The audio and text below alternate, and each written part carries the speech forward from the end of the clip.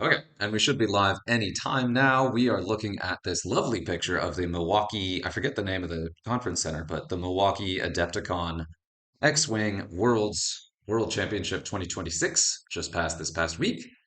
Uh yeah, it looks like we had a full house, and I absolutely love seeing pictures of an event this big with this many people this focused on Xwing. Makes me very happy. And I'm sitting here trying to, oh, that's NOS. Okay. I was trying to figure out which beer was on this table closest to us, and it is an energy drink, just less exciting, but sure. Got to make it through the event. Okay, and Hmm. I'm here with Kieran, Narkexy Games to talk through the top 16 of the final event of the World Championship. We've already run some numbers. We've looked at some of it. I have tried to mostly avoid spoilers, but there's a lot of stuff we knew kind of going into this. Some of that was confirmed, and then there were some sneaky surprises that I particularly enjoy. Um, but yeah, we are also going to touch on the spoilers. We're going to touch on some of the community news around Worlds. We're not going to talk too much about events coming up or much beyond this. We want to keep this a little bit quicker and a little bit leaner, but this is Worlds Adepticon, so we want to take some time to talk about it. All righty then. Let me see if I can do the thing, and please tell me to shut up anytime because I've done my introduction. Okay, let's see if the button works. Didn't work before. The button didn't work. Now the button worked. Okay. There we go. So we're looking at our X-Wing World Championships 2026.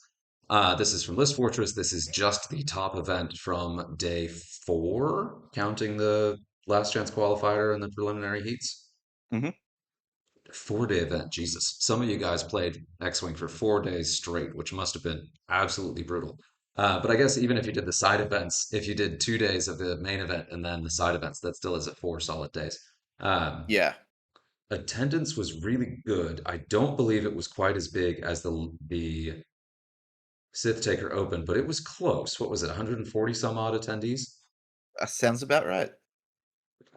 And I think I saw that in the Lock and Roll X-Wing Facebook group, which is pretty great. And if I'm not mistaken, the admin of the Lock and Roll X-Wing Facebook group was also the TO of the entire event. But I need to double check that. I should know that. But very exciting. So, okay, some quick numbers about the top 16 before we dive into the lists. We just broke down the factions. And it's a little top heavy, both Oh yeah. surprising and unsurprising that we had a total of 7 scum lists, 4 first order lists, 3 empire lists, and 1 lonely CIS and 1 republic. Broke into the top 16, and we will talk about all those lists. But also there were a few similarities going on in the empire and for hang on just a second, I gotta let my cat out. But yeah, as you were saying, there's a bit of similarities in there with Scum. A lot of what people were expecting. FO was a bit more diverse, but Empire was kind of what we were expecting with separate single breakout list that no one probably would have expected, and that's why he himself the pilot himself wasn't expecting to even get far. He's gone on record and saying in multiple places and times that he only planned to show up on the Thursday and win one game, and he ended up finishing top eight.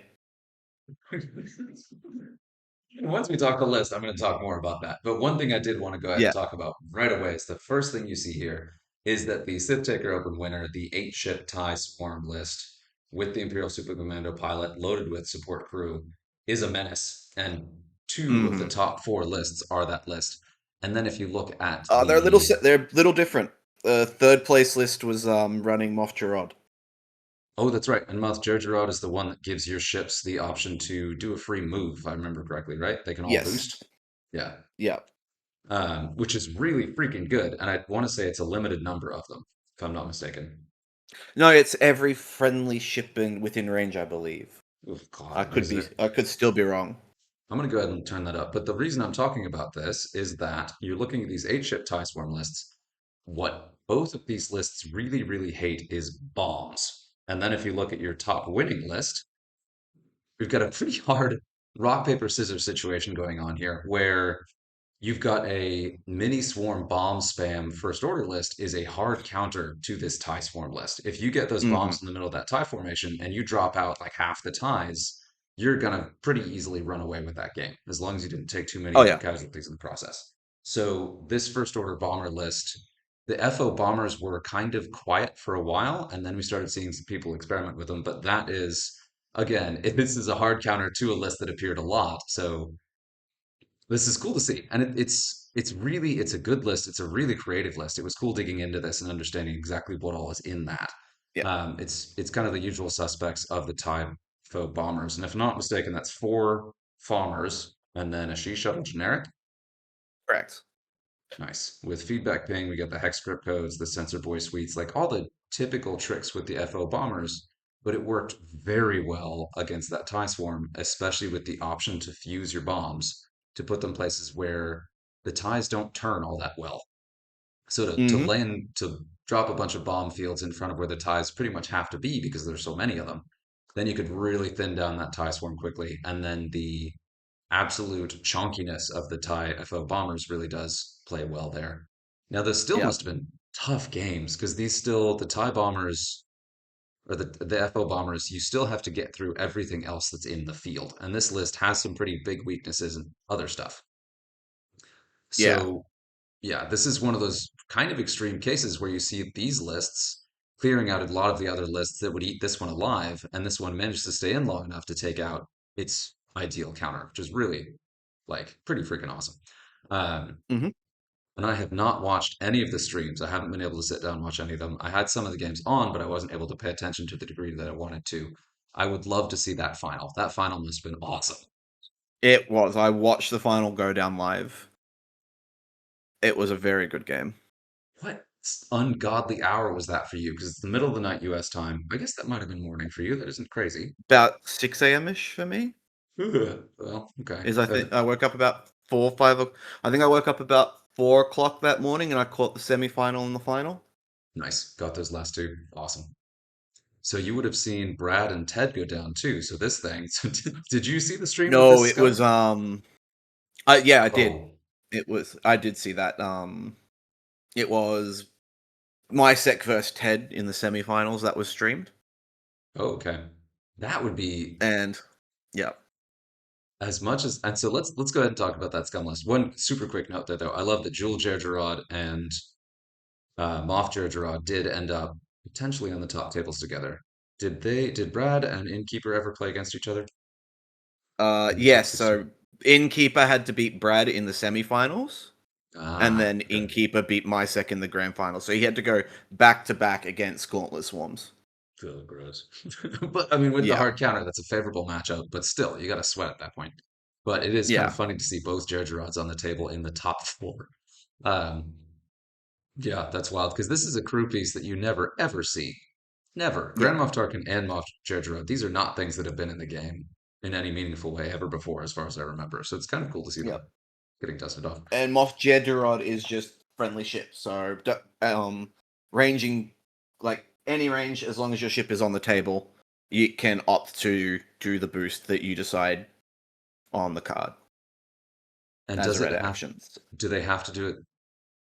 It's an No, all it's or May. nothing. It's May. Okay. It is May. Oh, that's so good. Okay, we haven't talked about the list. Let me actually read out the list. So our winner, our champion, and we'll go down from here, is the Innkeeper 1-6, and I have his actual name on the trophy that we'll see in a minute here. But he ran the first order list that was Breach with delayed fuses, bomblet generator, mag pulse warheads, plasma torpedoes, and feedback ping. We'll load out. Scorch, Hmm. and Scorch is not an FO bomber. No, that is Scorch is the an FO FO bomber bomber. one. Okay, Scorch with delayed Yep. fuses, proton bombs, diamond boron missiles, and feedback ping. And diamond boron missiles also are a really interesting take against a swarm. Oh yeah, And concussion missiles. Yeah, you've got a lot of ways to deal damage to packed in a ships. lot of people. Yeah. Yeah, so you've got dual Gergerod with delayed fuses, proton bombs, concussion missiles, and feedback ping. So concussion missiles and diamond boron missiles together would like really muck up a group of packed together ships, and you've got Hmm. nice ways to deliver those. And you know that even those middling initiative pilots are going to shoot before the TIE Swarm, which is That's it. good. Yeah. So and then we've got Grudge with delayed fuses, cluster mines, thermal detonators, skilled bombardier, oof, gnarly. First order courier with targeting computer, agent Terex, sensor buoy suite, and hexacrypt codes. which is a lot of your first order trickery and a whole lot of bombs. Well, that's so many bombs. Yeah. Yeah, but then we've got two of the somewhat standard now Oh, tie list, which is seven Obsidian Squadron pilots with precision ion engines, and then the Imperial Super Commando. The classic one was our second place, which has yep. Imperial Super Commandos, the tokens, Grand Moff Tarkin, Kyber Saxon, Dropseat Bay, and Mandalorian optics with, of course, swivel wing, um, what you call it, configuration. And Yep. then the other opted for Grand Moff Tarkin, Gar Saxon, Moff Jerjerrod, Dropseat Bay, Mandalorian optics, and swivel wing, and overtuned modulators. So that swapped out the Super Commandos and Tiber Saxon for Gar Saxon, Jerjerrod. These are actually both variants, aren't they? Because Gar Yes. So Saxon was a key crew piece even in the original. So these are both different than the Sith Taker Open one. yeah, I believe so. You are right. Yeah, because Maybe, yeah. I'll double check that. okay, I'm fairly certain Tiber Saxon wasn't in the Sith Taker Open one. Gar Saxon was, but these have been switched around a little bit. So like there are a ton of points and slots to play with on that ship that all don't take away fundamentally from what makes it scary. So it's the Imperial Super Commander with Tarkin is like the most important piece because that gives you the mods. But then Gar Saxon, as I recall, was another really strong piece. But it looks like Kyber Saxon was the stronger of the two, at least in terms of standings. It's hard to say which list is better or which pilot is better, but they both performed extremely well. And then we go straight to our fourth place. Our final in the top four is our Scum player, and this is a list we definitely wanted to talk about. Did you find the crew note for what Yes, so it was Gar Saxon was the one that won the um Sith Taker? Sith Taker. Okay. So it was I think it was the Brad list that did win it with a little bit of variance because I don't think it had overtuned on it. I can't remember off the top of my head If if I it did recall or correctly, didn't. it had the Super Commandos. So this one does not. So it brings Yeah. Jerjerrod and Overtuned instead of the Super Commandos. Yeah. Okay. So yeah, we'll have to I'll put an amendment up on the screen that says what it actually was in the Sith Taker Open, so at least in edit it'll be up on the screen. So Yeah, but let me actually pull this up because there are things I want to get this right. Because this mhm. is really important. This is the meta monster right now that we probably are going to see nerfed, but we don't know that for sure until it happens. So I'm going to grab that Imperial Super Commando and pull up a couple of those key crew pieces just to do it. If you wanted to chat about the scum list while I'm doing that. Sure. Okay, Scum List was something we didn't really expect to see. Everyone was expecting some flavor of Fen to do really well, and you'll see that as we get through the rest of the top 8 and top 16. There's a bunch of Fen Rao in there, but for the fourth place for Ted, he ran the Outer Rim Hunter with proton cannons, so that's the generic rogue. Torquemux, Lats Razzie, proton bombs, delayed fuses as your kind of ace control. I really do enjoy flying Torquemux as like some form of swarm, just to drop down that super high initiative that's found himself in front of everyone and cut them down. Zuckuss, so this is the armed and dangerous version. So with the extra shield, the tractor beam double tap, and being able to um, hang on to and pass around those red tokens, and four of the Scum Mining Guild generic ties with precision ion engines as well. I don't think he got streamed much, but when he did, it was up against MySec, and it was a when I managed to tune in, it was about halfway through the semis, and it was already an uphill battle for Ted on the stream. He was down Mhm. several ships, and MySec was looking pretty healthy with, I think, only one ship off the table at that point. And that's if you get caught off guard by Ted's scum list, like if you get Zuckuss takes out a couple ties, the mining guild ties get lucky on their attack rolls. Um, it can do really, really well, but these guys don't care about Torkoal Mux. Torkoal's a really good counter to the other stuff, but was going to have a very challenging time beating these tie swarms.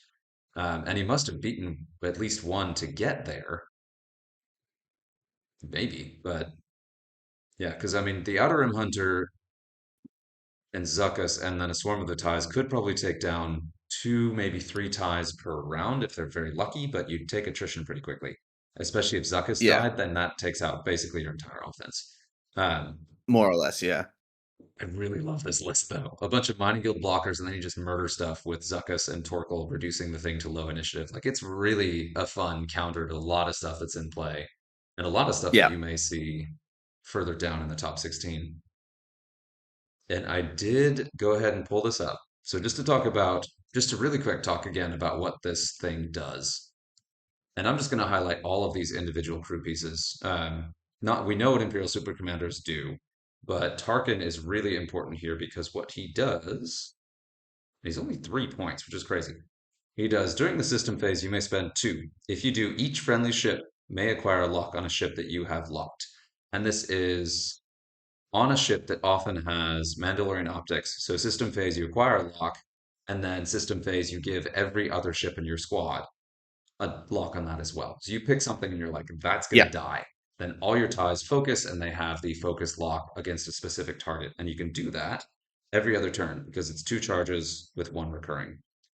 So Hmm. that's super, super good. But then also you look at Gar Saxon, and his is while a friendly unit at range 1 to 3 with an initiative of 4 or lower performs an attack against a defender you have locked, the attacker may change one focus result to a hit result, which gives you the offensive focus mod without spending your focus. So all of your ties keep their defensive focuses or can spend their focuses on defense while getting an offensive focus mod as long as the Imperial Super Commander doesn't spend that target lock. Like that's the combination there is just completely bananas. So free target lock, free Yeah, focus mod, plus you get to keep your focus token. And then yeah. also It's as we good. yeah, it's just super efficient. You don't have to do. You can spend the turn using half your list to do objectives, and they still get an offensive mod. Yeah. And the let me check this again. The Imperial Super Commando itself is initiative 2, which these Obsidians are initiative 1. Yeah. Or they are Oh no, okay, they're all because two. They're all they're all two. 2. Okay, so because that's important because the Tiber Saxon Gunner reads after you perform an attack at range 1 to 2 that hits. If the defender has no face-up damage cards, you may spend one or more charges. For each charge you spend, the defender gains one strain token. So it's a little bit more situational, but the way that works is you shoot first. If you hit the thing, but it loses shields or something like that, you can then give it multiple strains for your follow-ups from the ties, which is I get why people are putting that in this list. If you have like a Yeah. juicy range one shot from one of these ties to follow up the Super Commando, it's good, but it's Hmm. 6 points focused on a single target. So I don't think that one people really swung a lot of games. But then if we look at Moff Jerjerrod, Moff Jerjerrod is during the system phase, you may spend two charges, and this two charges recurring once per turn. If you do choose the banked or straight template, the one straight or the one bank template, each friendly ship may perform a red boost action using that template. So the thing is that every ship you choose, and this can be any number of your ships, every other turn, can do a boost, either straight or a bank, and the only requirement is that each one do the same one. So you could have three ships Yeah. do a boost to the right, you could have like six ships do a boost to the left. So it lets you reposition a big formation in chunks or all at once in a way that you otherwise can't. Like that is bonkers with 8 ships. Hmm. And that's again system phase. So they can do that and then also follow up with something else. So like that's Imperial crew, man. These are some of the things that I get very jealous of. Um, Yeah. They're but very good. yes, yeah. And from a strategic perspective, I could see that positioning for objectives, positioning for blocks, like that's it's really very, very strong. Um, Yeah. yeah, yeah, good stuff. Okay, so let's go ahead and go down to the top 8. And I mean, we can go ahead and probably cover the top 16. We've been going fairly quickly Okay. here. Yeah. So we're looking at our Sather, the first of our top 8. Another first order list. We've got Major Von Reg with proton rockets, pattern analyzer, predator, and proud tradition. Ooh, nasty. We've got Quick Draw with Electronic Baffle, Special Forces Gunner, Pattern Analyzer, Fire Control System, Predator, Proud Tradition. We've got TN3465, which, if I recall correctly, is one of the extra die ones, with Advanced Optics. Epsilon Squadron Cadet, just a generic blocker, and then Agent Terex in the She Shuttle. Deadman Switch, Overtune Modulators, Hotshot Tail Blaster, Captain Phasma, Automated Tiger Priority. So it's good. That's a pretty kind of classic first order soup, but it's going to struggle against everything above that we've looked at pretty Yeah. fairly easily because like that Major Valnreg does not want to see bombs. That FO here does not want to see bombs. None of these guys want to be hit by bombs, especially really expensive pieces are going to be able to avoid some, but the volume of bombs and offense that that FO list can put out is going to catch them. The volume of bodies that can gum up the board and capture your power pieces in the Imperial Swarms is gonna land on that. And this does Yeah. not want to hit that scum list. No. And yeah, the TN 3465 is not an extra dice one. It is while another friendly ship performs an attack, if you're at range 0 to 1 of the defender, you may suffer a critical damage to change one of the attacker's results to a crit result. Oh, yep. Okay, so it's kind of a reverse Phasma. Yeah.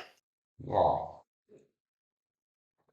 Okay, which is good. That's a way to do free damage that will help you kind of turn the tide against those tie swarms. But the thing is that Yeah. even if these guys are removing one tie per turn, they're going to take so much attrition back that it's going to be really hard to win that game, especially as you're also Yeah. competing for objectives all game long. Chances are you're not going to go to full destruction on either side, and taking a meaningful chunk of bodies out of those ties is going to be really hard, even for something like this, especially a list that has to Oh feel yeah. somewhat cagey to Yeah. not give up too many points. Yeah.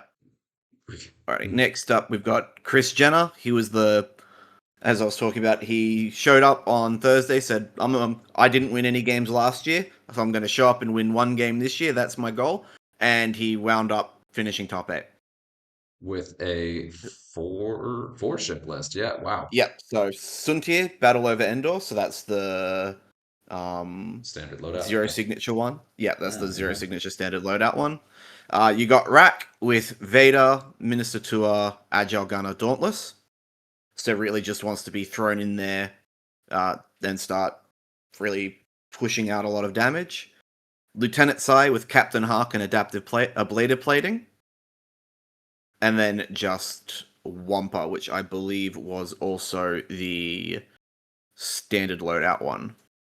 It doesn't show that here. Usually it would, but Yeah. Yep. I think it was. It might not have been. maybe. But and so just a note on Minister Tua. Minister Tua is also an insanely powerful upgrade if you don't know that one. It's at the start of the engagement phase, if you are damaged, you may perform a red reinforce action. So it gives you the free reinforce Yeah. without so it's you do your actions, whatever you want, and then you can perform a reinforce. You end up stressed, but you're on a decimator that doesn't really care about that anyway. Hmm. Especially with Agile Gunner, so you get the free turret rotations if you need them too. And then, of course, Vader, which is just putting free damage through. So this is a somewhat classic build with the free offensive mods of Rear Admiral Shiranu, Darth Vader doing the free damage or stripping tokens, Minister Tua giving you the free reinforce. So even if there's a tie, this is like, again, another classic counterattack to Swarms. Like, Swarms hate Yeah. seeing a reinforced Decimator because even if they're able to hit it, the little damage they're doing is cut in half usually because of that One. Yeah. reinforce. It's one. It's minimum one damage. So you still like you're eating 7 damage a turn, but instead of dying in one turn to 7 ships, it's taking 2 turns to chew through. Right. And in that meantime, Sai, Shiranu, and Suntir are cutting the offensive damage at you in half, maybe, if they're playing carefully and taking out ties as well. So you're unlikely to ever take that full heat, and if you do, it's not going to do as much damage as it otherwise would. Uh, yeah, that's pretty great. And I love to see Sai with Captain Hark. Hold up, I gotta check Captain Hark too, because I remember loving all versions of Captain Hark. It's fun to talk this much about Empire. My God, so much Empire. Yeah, and I believe it was the Battle over Yavin Wampa because that gives you a flat 50 points in this list. And then, yep, Psy in the shuttle, after you perform a coordinate action, if the ship you chose performed an action on your action bar, perform that action. Yep. And then Captain Hark reads, after you fully execute a red maneuver, which includes the red stop on the shuttle, Yep. If you're not focused, you may spend one charge to gain one focus token. So you can do, yes, you can do a red and still gain a focus token. Yep. Size just there to be a low initiative blocker. Yep. And he does an excellent job. And with the ablative plating, he can blast over rocks and not worry about the consequences there. Exactly. Yeah. Yeah. And then Wampa's a nasty piece for the points. But Oh again, yeah. this is one that's going to be able to tank a lot of damage, but you have to really make that tankiness count. And that's going to be dice dependent, and you only have a few pieces. If you lose Soontir, you're pretty much toast. If you lose Shiranu too quickly, you're toast. Um, Yeah. so there's a lot you can do with that, but you got to be really good with it and lucky, Yeah. which Chris obviously was to get to top 8 of the final event. Like, man, must have Yeah. eaten his Wheaties and gotten his sleep.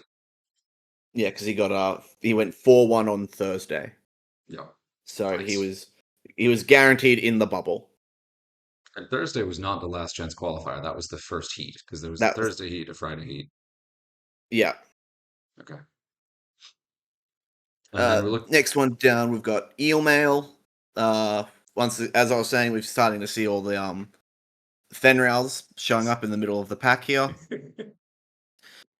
So Fenral armed and dangerous. So that's the big scary one that a lot of people are expecting some kind of change to. Honestly, I've got my opinions on that. We'll discuss at the end or towards the end.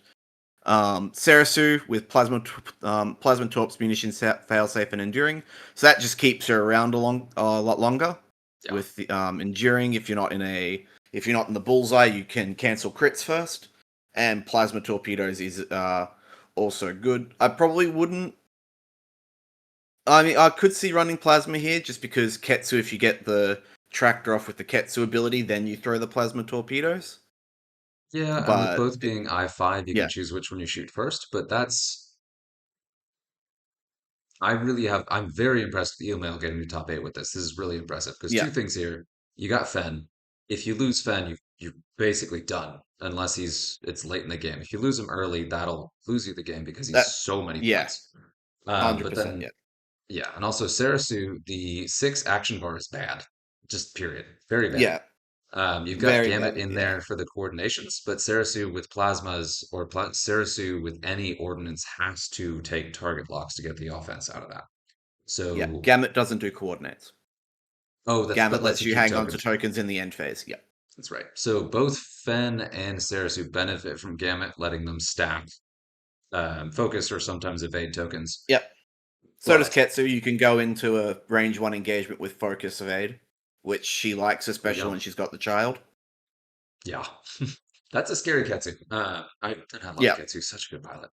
So that's a yeah. cool list, and Ketsu is a really, really strong anti-ace tech. If you get an Oh ace yeah, in range one, it's pretty much dead. Um, yeah, Especially if you're backing that up with UFN in there, you've got the plasma torpedoes. Like if it's tractored and it's a small base, then it's strange for the entire engagement. Like it doesn't go off yeah. after it's shot. Like that's and it could potentially be even a medium base ship if Ketsu shoots first. I mean, obviously after Hmm. Fen. But if Ketsu hits a medium base ship, then you between Shadowcaster and her ability, it could be double tractored and you can tractor a medium base, which is Yeah, very, very bad. very very bad. um, and then you've got Kanan for those defensive mods to go ahead and reduce incoming damage. Um, Yep. all of these are good. All of these are single target good. Like none of that is going to help you deal with multiple targets and an 8 ship list. So there's no Yeah, anti-swarm tech in that. yeah. That's what a lot of Scum has been bringing to the table recently. Just a lot of single ship firepower to take a ship and a half off the table every turn and keep punching that way. So And that's why I'm honestly not surprised to see Scum not perform as well this Worlds, just because of Scum's going to have problems with all the bombs from FO. Scum's going to have problems with the ties. Oops, pressing buttons. Scum's going to this, have problems against the Republic aces that yeah, showed up by because Obi-Wan. and a lot of the problem here comes down to Fen, where he's both Yeah, one of Scum's strongest pieces, but like you say, doesn't like bombs, doesn't like being blocked. isn't a strong anti-swarm piece, isn't the best anti-other ace piece either, because he can be easily outmaneuvered. Because he doesn't have the Yeah, double reposition. He's not as fast as a lot of them out there. He doesn't have the kind of upgrades to give him the multiple reposition that he really needs to be an ace counter. of aces. Yeah. And if you look at the ship counts here, the ship count goes up as you get higher in the cut. Like you're looking at a 5 ship list in the top, 8, 8, 7. 1, 2, 3, 4, 5, 6, 7. Yeah. So the higher ship count definitely was a competitive advantage here, pretty clearly, because Hmm. even this one is 1, 2, 3, 4, 5. And if you're going to take a thinner list, going all the way down to 4 with a couple points fortresses, like a reinforcing decimator is a very good points fortress. Oh yeah. Um, so that's where it really gets good. And Scum doesn't have a true points fortress. What Scum does have is a bunch of very beefy, durable ships with multiple evade dice, so you can make a points fortress list that's a 4 ship. But then you Yeah. lose a lot of the high initiative offensive punch that you get otherwise. So it is Yep. tricky. Scum obviously performed very well, got a ton in the top 16, but none of Oh them yeah. made it. One of them made it past the top 16. The top eight. Yeah, Excuse me, top top eight. eight. Yeah, Yeah. but only Last three of the made it top eight. past the top Yeah. eight. Yeah. Last of the top eight, Dr. Jaren. Fenrir once again. I'm happy to see this isn't the Jabulator Mandalorian. So the Jabulator is overtune modulators and Jabba the Hutt. So that way you're not giving yourself strains after doing overtune modulators and discarding the tokens. But this one is kind of what you want him to be. The Child, Gamut Key, Razor Crest, Mando Optics, Hotshot Tail Blaster. Kind And of the old but gold. Gamut is range 0 to 3, Gamut 0 to 1. 0 to 1, right? The crew is Yeah. longer, isn't So it? Or no, crew is 0 to 1, but no, the pilot is pilot. longer. Yeah, pilot is anyone inside your mobile arc. Got it. But yeah, so Yeah. the crew can affect yourself, so the Mandalorian can hang on to that. So that's another way to kind of do that shared tokens thing that Hmm. Jabba does without Jabba. Yeah. Yeah. Dallin Oberos in the Fang, in not the Fang, in the Star Viper. So that's after you fully execute a maneuver, you can gain a stress to rotate yourself 90 degrees. You don't usually see him using his ability. He's just a 10-point Star Viper. Who's I4 or I3? I4 Star Viper. Yeah. Yeah, which is I4. And with okay in this meta. Lone Wolf tracking fob, he's out on the wing. Yeah. And this is a downside to this build is, I mean, tracking fob doesn't do you any good against a tie swarm. It's good against some of the smaller No. ship lists, but against the 5 ship, there's too many things to put it on. I still love it. It's cool tech. But if you put Lone Wolf on Dalen Oberos, it's immediately calling out what he's going to do. So it Yeah. leaves like he's going to flank and everything else is going to go kind of elsewhere. So that's good, but he's not where you necessarily need him to be to support your other pieces because you're trying to get Lone Wolf to trigger. Although you can just ignore Lone Wolf and put him in with everything else. But yeah, it's still So a 10-point Star yeah. Viper is no joke. Tracking fob will work regardless of what you're flying against. It's just it must be on a limited ship if there is one on this opponent side of the table. Right. So if they're running pure generics, which those tie swarms do, no Yeah. luck. They But it's still because get they still get fobbed. It's just the that super if there is commanders, a limited if there is a limited ship, it must be on a limited ship first. and that's named not pipped. Does pipped Correct. also count as Pipped counts as limited as well, I think. No. I have I'm to not check I myself? could be wrong. Yeah, I think Pipped doesn't. I think XWA has split that difference. Yeah. But again, I'm not too sure on that interaction. I've very rarely run tracking fob, but it's still 9 out of 10 lists are running some kind of limited ship. And generally, like if you're playing against this, nobody wants to give you free target locks on any of these. Yeah, So this because is a prime example of what tracking fob is good against. There's a lot of stuff out there that can be very scared of it. yeah, yeah, and then Kane and Jarrus again. Kane and Jarrus doing Kanan things, which is just spending a force, reducing attack dice pool by one once a turn. And the And grief Grief crew on Karga there, is he's an Grief interesting Crew. take. Yes, so if Grief gives out locks from his ship, so he's just there for the co-ward. Right. So yeah. So if Grief does a coordinate to a friendly ship, if the ship doing the coordinate has a target lock already, in addition to the coordinate, the ship that was coordinated can acquire a lock on a ship that the cargo carrier has locked. So Yeah, he only really helps beyond the base coordinate if the ship carrying him is taking target locks, which you're not doing very much because that's so slow to target lock and coordinate yeah, on alternating turns. So I really only mhm, ever run him on things that can take optics, Mandalorian optics. So you get the free lock and coordinate, same turn, you get the max benefit. yeah, But that yeah. gives you a But very limited pool of ships you can run him on. he's still a 5 point coordinator, Yeah. which is what you're using him for. Yes. And and Yeah. he's great for that. And putting Kane in, whose role is just kind of to sit around with a coordinator on him at all, who could potentially have a Hmm. lock and give you a really nasty thing on there. Oh yeah, Yeah, that could also make sense in the tracking fob carrier too, because then you're getting a good yeah. number of locks. And you want to go ahead and talk about Joel's list too? Yep. Joel's Springle. Uh, this was more of the boogeyman list people were expecting. So Boba Fett, armed and dangerous. So a lot of people were more expecting a lot more of the Boba Fett custom with Fenrir, but the armed and dangerous Boba Fett, it's great seeing that it's still seeing play. That is the one with Fennec Shand, where you can throw locks out after you do advanced maneuvers. Fennec Shand reduces attack and defense dice on ships you've got locked. Yep. If a ship you've got locked attacks, you can perform a bonus revenge shot. Fenrir, as we know, the Fenrir armed and dangerous, and custom Dengar with Notorious, Greedo, Contra, Ablative, Punishing One, and R5P8.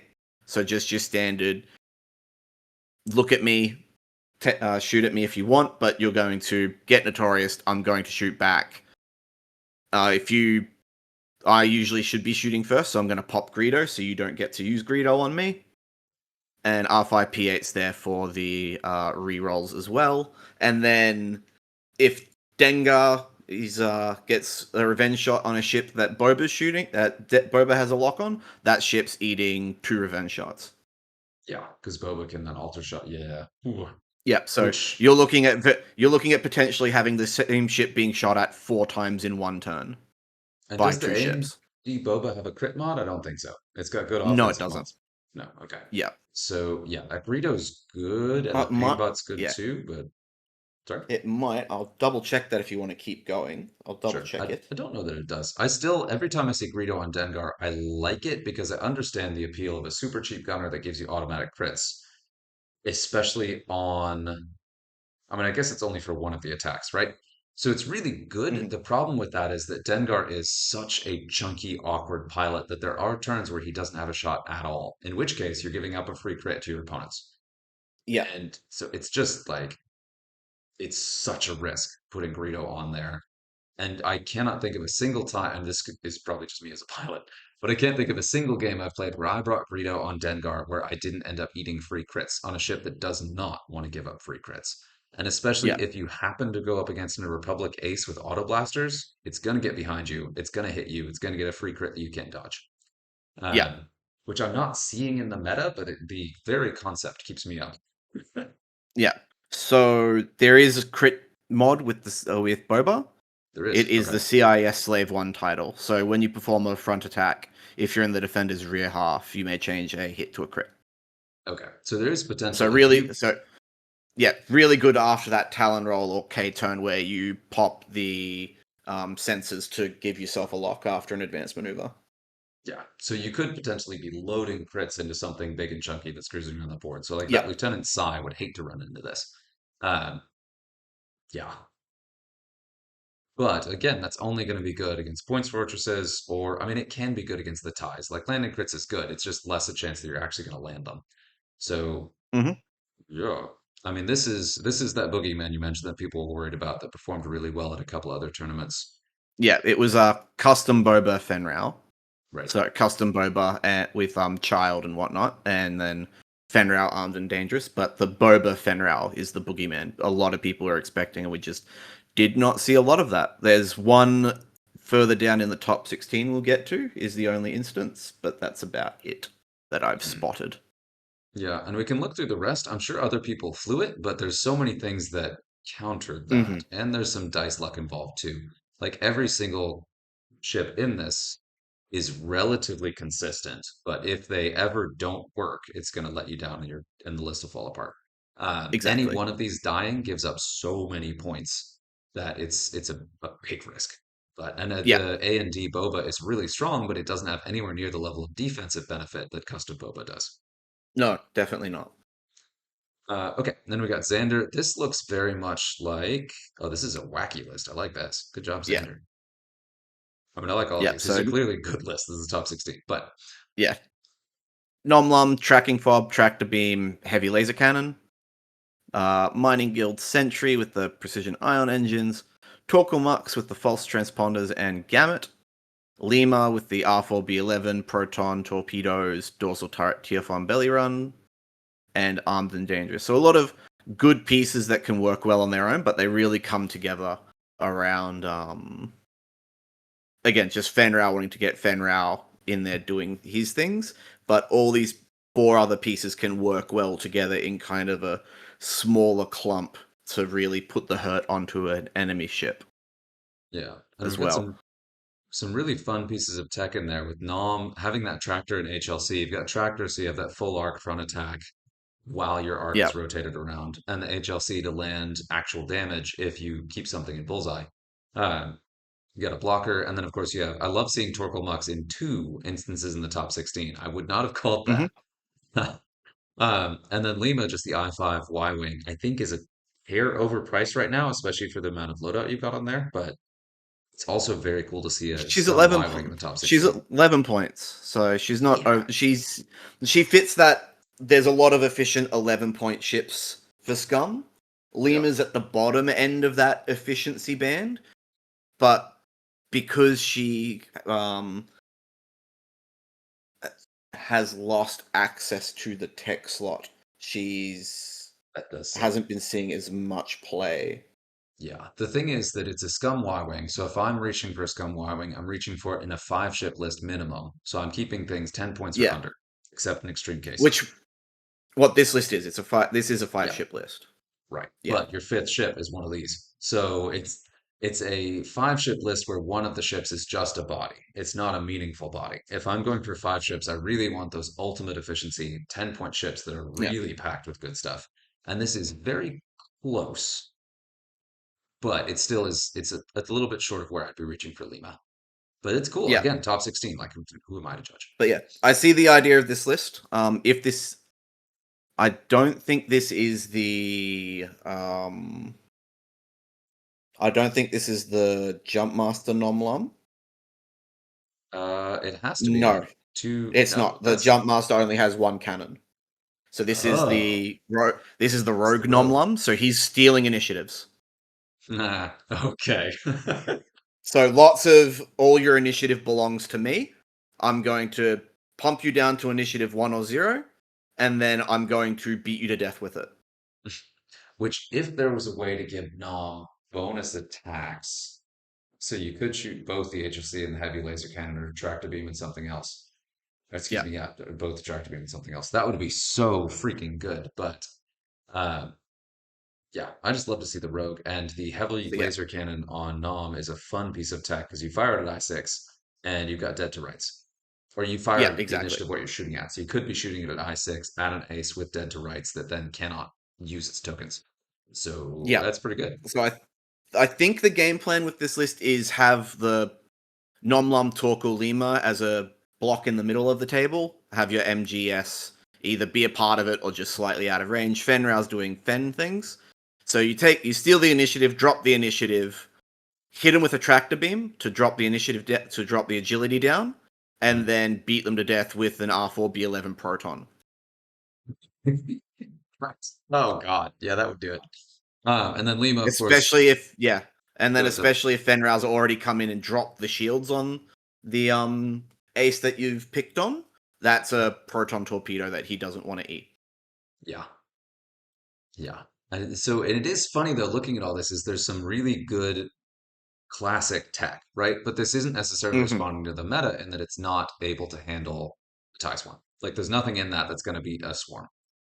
No. Um, I mean, aside from like you've got aces that can chew up a tie every single turn. So there is some tech there. So like Fenrau is generally taken as anti-scum or anti-swarm tech too, but that's a very challenging matchup.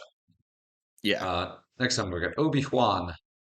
I can go ahead and take this one. Yep. This is our only Go ahead. Republic pilot in the top 16. We've got a Republic and Separatist side by side here. Republic running Contrail with Crack Shot, R4, and Alpha 3 Besh. So we got the V Wing? Hmm. Yeah, I always forget what that thing is called. And then Rick Ali in the Banana, the Naboo Starfighter with And Daredevil, Plasma Torpedoes, Fire Control, and R2C4. Oh, you little monster. Love yeah, that build. it's a monster. This R2C4 is the auto crit bot, right? I believe so. Let me double check that.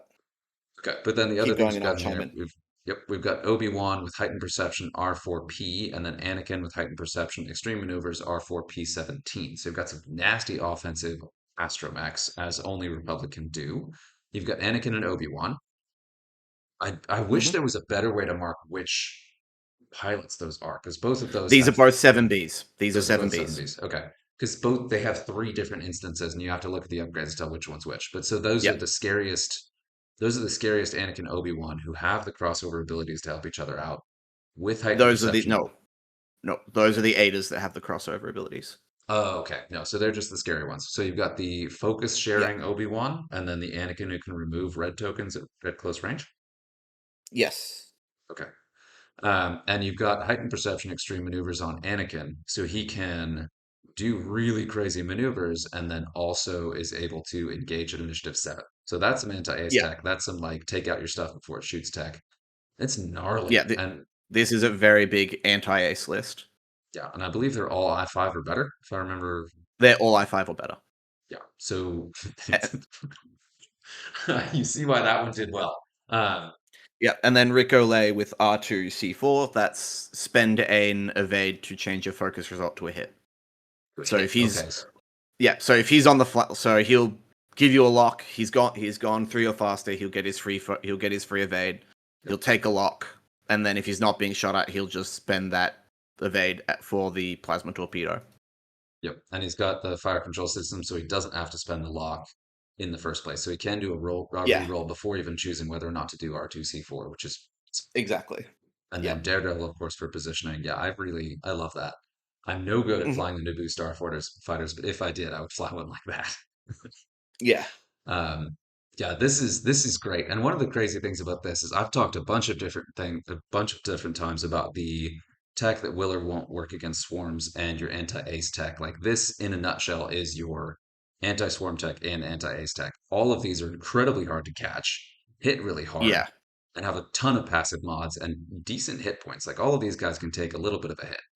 Now they don't like Hmm. bombs, so the first order No. bomb list would just nuke the crap out of them. Yeah. Yeah, they are a little bit better at dodging bombs because they can spread out more and there are fewer of them. So they're not just like walling themselves into a wall of bombs, but still, like there's Yeah. not really. And then you Hmm. want to take the separatist list. Yeah, so our Soul Separators list, and definitely not what a lot of us were expecting. I know a lot of discussion was the really efficient Magna Guards in the Rogues at 9 points. They're seeing a lot of play at the moment. I think one of the best and greatest Isophane. He's running Sunfac 3 Magna Guards and Wat Tambor. The Magna Guard So that Protectors, those are Pip 2, I think. no, these are the generic 9 points. Ooh, wow, okay. So it's a lot of beef. It's 7 points of beef per ship Yeah, and they for don't have nine dead to points. rights, but So they do have network calculations, which is gnarly. exactly. So for Yeah. for 21 points you're getting for no 27 points you're getting 29 hull and shield on the table. That shares their calculates around. Hmm. Okay. Yep. So, but this is not what we were expecting. This is Django Fett in the. So this is definitely Scum Light. Yeah, and this So we got is Django Fett in the Fire Spray, Lone Wolf Savage, Seismic, Contra, and Slave 1. Darth Maul in the Sith Infiltrator. Scimitar, so this will be the Sith Infiltrator with Malice, Hate, a really great combo to run on Darth Maul. I'm tossing around some lists where he does that in the Scum Gauntlet. Advanced Sensors, Electronic Baffle, and the Scimitar, and then Grievous with his usual stapled outmaneuver Impervium Solus. Yep. And what this does that the scum lists don't is number one, it's got just a stupid amount of durability. Oh With yeah. Django's passive mod, with Darth Maul's force, defensive force, and then with Grievous's Hmm. just impervium and his dodgy ability. These have a ton of durability. This is a points fortress list. Grievous is one of Hmm. the best small base, relatively cheap points fortresses you can run. Oh yeah. Each of these guys can comfortably remove a tie every turn. So if you're looking at your anti-swarm Hmm. tech, with Maul being able to remove two. So this could potentially remove Yeah. 4 ties per turn. Um, and it's Grievous's initiative 4, right? Grievous is I4, yeah. Okay. So it's got decently high initiative with Grievous being middling, but Maul at I5 and Django at I6, you've got a pretty solid high initiative, very, very murdery list that can take a hit. And you've got bombs in there. Even just the Yeah. one copy of seismic charges is enough to really threaten one of the swarm lists. And if you take one hull off of a chunk of those ties, they become that much easier to remove every single turn. So that is Yeah. very good anti-swarm tech light that'll work against aces, work against swarms. Like just 1 or 2 bombs sprinkled into a list is something a lot of these lists are not doing, but it makes sense to have it in there. Especially seismic, because that lets you have a much bigger bubble of where you want to put the bomb, because you can choose which rock to Yeah. blow up. Yeah. Um, yeah, and that then also clears the board a little bit for your other stuff to run through there.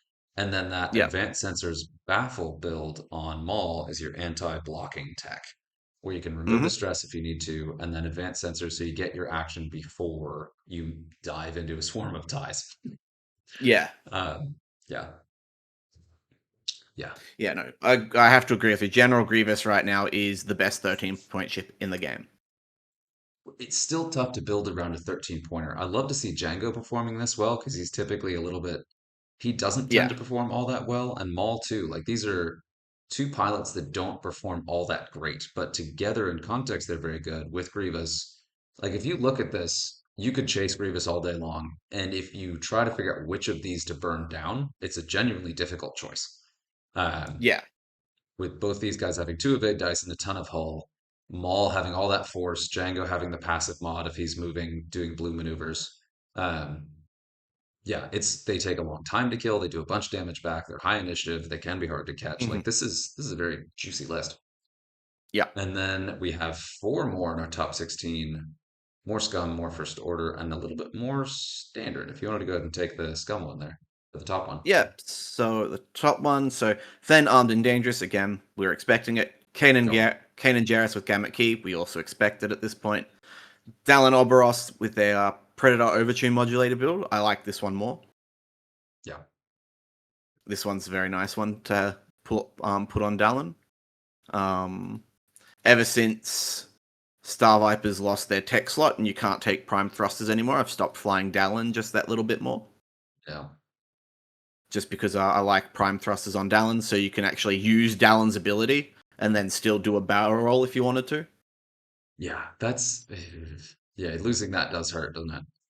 Yeah, so Vipers really want that tech slot because Dallin loves it. Guri loves it if she can get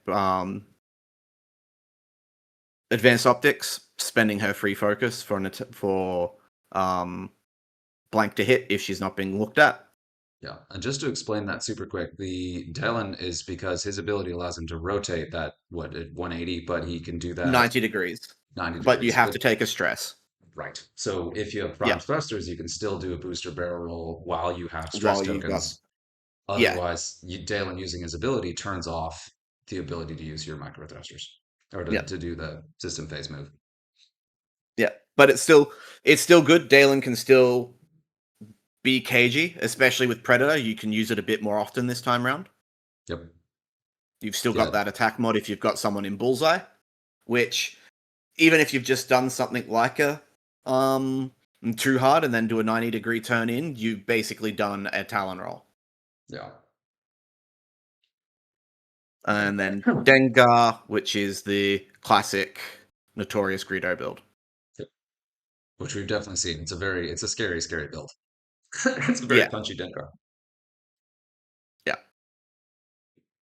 I prefer Armed and Dangerous just because you get an extra point into your list, and people aren't going to be shooting Dengar anyway because they don't want a revenge shot, so you're just wasting Notorious here. Yeah, which if you put him in places to make him a very juicy, tempting target, i.e., people don't always have a choice, but a lot of the Yeah, time they'll be able to shoot at him with stuff that's like just out of arc and stuff that can get around him exactly. because If he's they're such going to a be, that's it. If they're going to be shooting at Dengar, they're going to be shooting at things outside of arc, which turns off Notorious, which turns off his revenge shot, which is why I prefer the Armed and Dangerous Dengar, because yeah, if he's going to get arc dodged and shot at, you're not spending 6 points of Notorious to have it do nothing. yeah. Notorious, I like it. It's good tech, and especially if you're going to be Oh jousting with yeah. Dengar. And so the Notorious Greedo combo obviously makes sense on paper. I do think it's got enough Hmm. holes in it that I don't love it. And I did a bit Yeah. of an eye roll that it was didn't mean it to be that big of an eye roll about the armed and dangerous Dengar. I like it. For me, I don't find the extra maneuverability enough to I love really. it. It's nice. It's better, but the build, It like, does there's a reason you really don't see good. it anywhere in this. Yeah, but yeah, because people would rather take the big scary Dengar, but I'm Sure. fine dropping a point, losing some of that efficiency when Dengar can take a focus calc every turn if you're flying him right with the armed and dangerous or a lock calculate. Yeah, He's for got the top. ability to he's got the ability to push a strain. He can reduce the difficulty of his left hand turns and his sloop as well. So his dial super opens up. If you've just done a 4K, all of a sudden Dengar's doing a 1-2-3 hard that's blue. Or a 1-2 hard that's blue. So it opens up his dial a lot, and that's a hill I'm gonna die on. I understand people don't like it for their own reasons, but that's my die on hill. I prefer the armed and dangerous Dengar over custom Dengar. Yeah, no Custom shame. Dengar is still good. I'm not saying he's bad. He is still incredibly good for what he can do. I prefer the armed and dangerous. Yeah, but it makes sense. Um, God, excuse me. This has got a. I'm drinking old coffee. Um, yes, and I'll go ahead and look at the Mayor J Bar. We got Custom Fen. I think the first appearance of Custom Fen at this point. Yes. We've got Composure, Fearless, and Mandalorian Optics. So Optics Fen, that's an interesting one. Hmm. Then we've got Boba Fett Custom. So this is the Boba Fen both custom. Ooh. With Fearless, the Yep. Child, Seismic Marauder, and Veteran Tail Gunner for the bonus shots, which is nice. Then we've got again that Dalen had a lot of appearances in this one. Got Dalen with Yeah. Composure and Babu Frick. It does crack me up that Babu is able to be a crew in the illicit slot. So I I was know just he's like, great. I had this moment where I was like, how do you get a crew slot on the Star Viper? No, he's illicit. Because he's tiny. And then of course we've got the Mining Guild Sentry, which still like every time I look at these lists, I'm always like, I really wish you could squeeze just one more meaningful body in there. The blocker doesn't Yeah. hurt, but it's not really doing much either. So yeah, very, very scary pieces. Has all of the same weaknesses that Boba Fen do, Hmm. especially against Swarm Tech. Although the double shotting custom Boba Boba. is Yeah. frightening. Um, and this one does have the defensive tech of getting a bunch of rerolls if you just throw it into the middle of a tie swarm, Hmm. and does still have the option of reinforce if it ends up in a weird or if he ends up in a weird place. Yep. Um, Yep. yeah, And yeah, I think Babu Frick is probably at home on Dallin. Like Dallin yeah. is the ship you would want. If you had to choose between three ships in your list to put Babu on, Dallin would be the one I would, because you get to turn on Dallin's ability.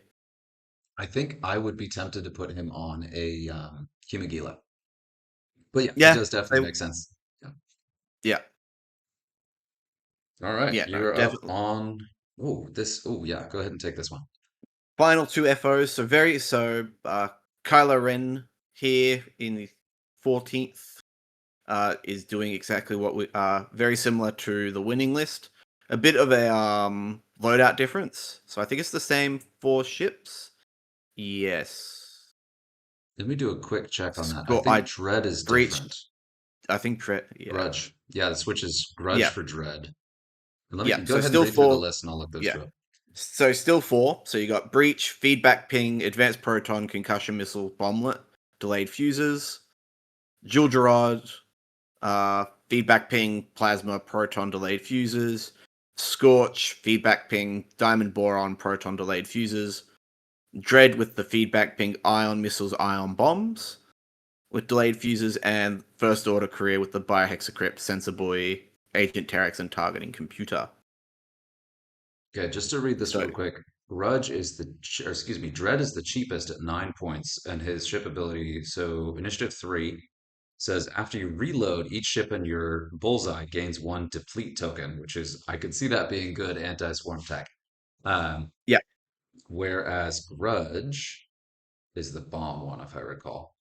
Grudge is yes. initiative 2, says while a friendly bomb or mine at range 0 to 2 detonates, each time attack dice are rolled to resolve its effect, you may re-roll up to one of those dice, which is almost Which on a cluster bomb is a lot of dice. Like if you yeah. get all three if you get all three drops on a cluster bomb detonating, that's a lot of dice re-rolling. Well, even a bomblet in the middle of 6 ties, like that's a lot of Yeah. dice. Oh yeah. There's a lot of dice it's a lot of dice. Yeah. So having I could definitely see the advantage of Grudge. Where's the other Yeah. point? So that's 1 point. So Dread is You 1 point cheaper remember than Grudge. you are allowed to go down to 47 points, and you only give up those points you don't take in your list when you get tabled. Okay. So it does look like So that. Yeah, Kylo Ren was yeah, just 1 point cheaper. yeah, everyone builds to 50 because people build to 50, but very rarely are people getting tabled. Yeah. So But you can 49 is build not. with Yeah. within the XWA rules when they came out with the 50 points. They came out and said, "Yep." Or I think it was in the latest adjustment. Sorry, they said, "Yep, build up to 47 plus points, and you will only give up the extra squad value that you didn't bring in when you get tabled. Otherwise, they're just free points until the case." Which most people who underpay for their lists are trying to lose by objective, not by being tabled. Right. Okay. So they don't give up those three extra points in a competitive format where strength of score matters and margin of victory matters. Yeah. And I get. Oh, hang on. I understand the temptation to run a lower list, and I get the temptation to run Dread. Dread Hmm. can, being at low initiative, Dread's positioning could potentially be a counter to like your I6s. So if you Oh yeah, catch a and Fenrau or something, yeah, yeah, and then deplete. If you deplete Fen, like he's still Fen, he's still scary. But yeah. yeah, Dread's there for the Ion Jail. the ion jail. Ugh. Oh, that's right. Because you, if they're ions, they know you know where they're going. Yeah. Okay. Ooh, Yeah, no. there for the Ion I Jail see with it. ion bombs, ion missiles, with Okay. delayed fuses as well. Yeah. And I've noticed So Agent. he's yeah, No, go ahead. yeah, he's there for the Ion Jail, really control the field because two charges on ion bombs. First one gets diffused where you want to be in 2 turns time or three. Like yeah, you get the delayed fuse bomb. You do your next turn. You put down your next ion bomb, and both of those bombs going off is a lot of field on the table to worry about ion. Yeah. And then just the system phase boost to immediately turn back around, do a blue maneuver, get a lock on the ship that's just get a lock on the ship after it's been ioned in the next turn, and then just keep hammering it with ion missiles to keep it in ion jail. Yeah. And you know where that ship is for 3 turns. Which is good for that one ship you want to get rid of. So it's a Boba counter. Yeah. It's a Django counter. It could be a Grievous counter. Like all of these kind Hmm. of course, with those medium ones, you have to hit them with 2 ion tokens, right?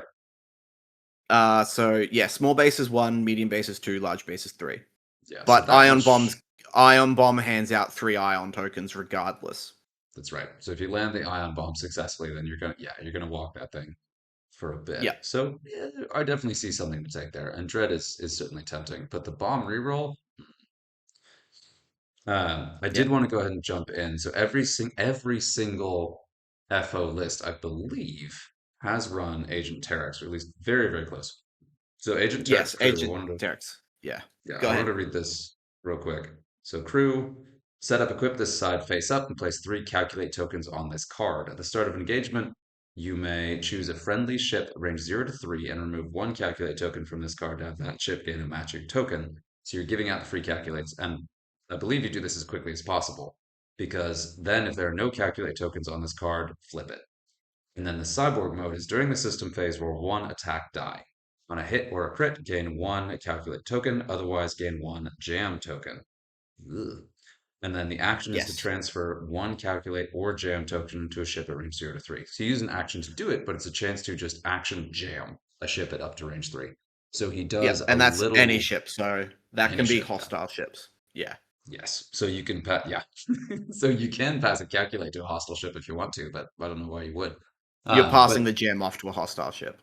yeah, so assuming the problem with that is it's inconsistent. So sometimes if it's a hit Hmm. or a crit, your odds of getting a calculate are very high. So it's close to the same utility as it was before, but sometimes you will have the option if you roll a blank or an eyeball to pass a jam. So there's the Yeah.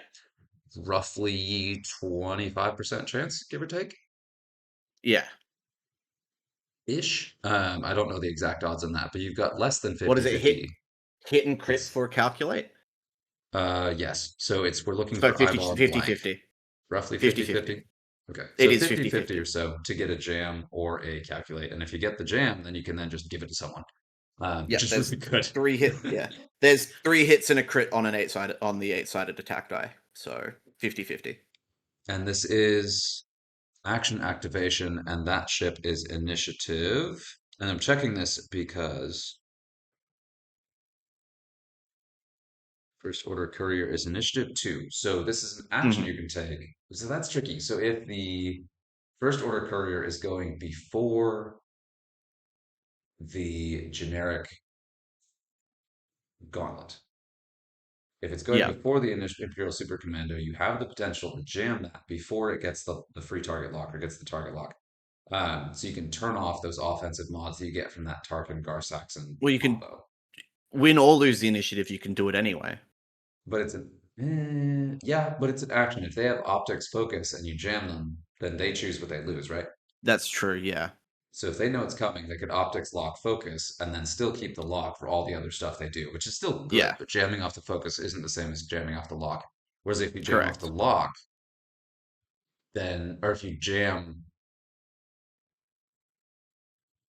yes. So if you activate first, you can choose to jam off the lock before they get a block focus. So you have the Hmm. potential to shoot off the or knock off the offensive mods of this stuff. So that's a really nice Yeah. piece of tech. Um, Inconsistent. It's not a perfect counter, but there will be turns where that could really take the heat off some of your ships from this Oh yeah. monstrosity. And it's Yeah. just good otherwise. But yeah. Yep. And then last but not least, in the top 16, this was a list I expected to see more of. Okay. Again, there could be more that showed up throughout the tournament. We're just looking at the top 16 here. But Commander Malorus in the Xi Shuttle. So if you roll a blank, you must take a strain to re-roll it. Agent Terex, Biohex Cryptodes, and Fanatical. 4 of the Epsilon Squadron Cadets, so they're just your I2 TIE fighter, TIE FO TIE fighters. And then Kylo Ren, Plasma Torpedoes, Extreme Maneuvers. I think this is Silencer Kylo. I think it has to be for extreme maneuvers, right? Yes. Yes, I believe Maybe. so. A note on this one. Let's look at, so that's Malorus and the She Shuttle, right? Yes. So this is looking at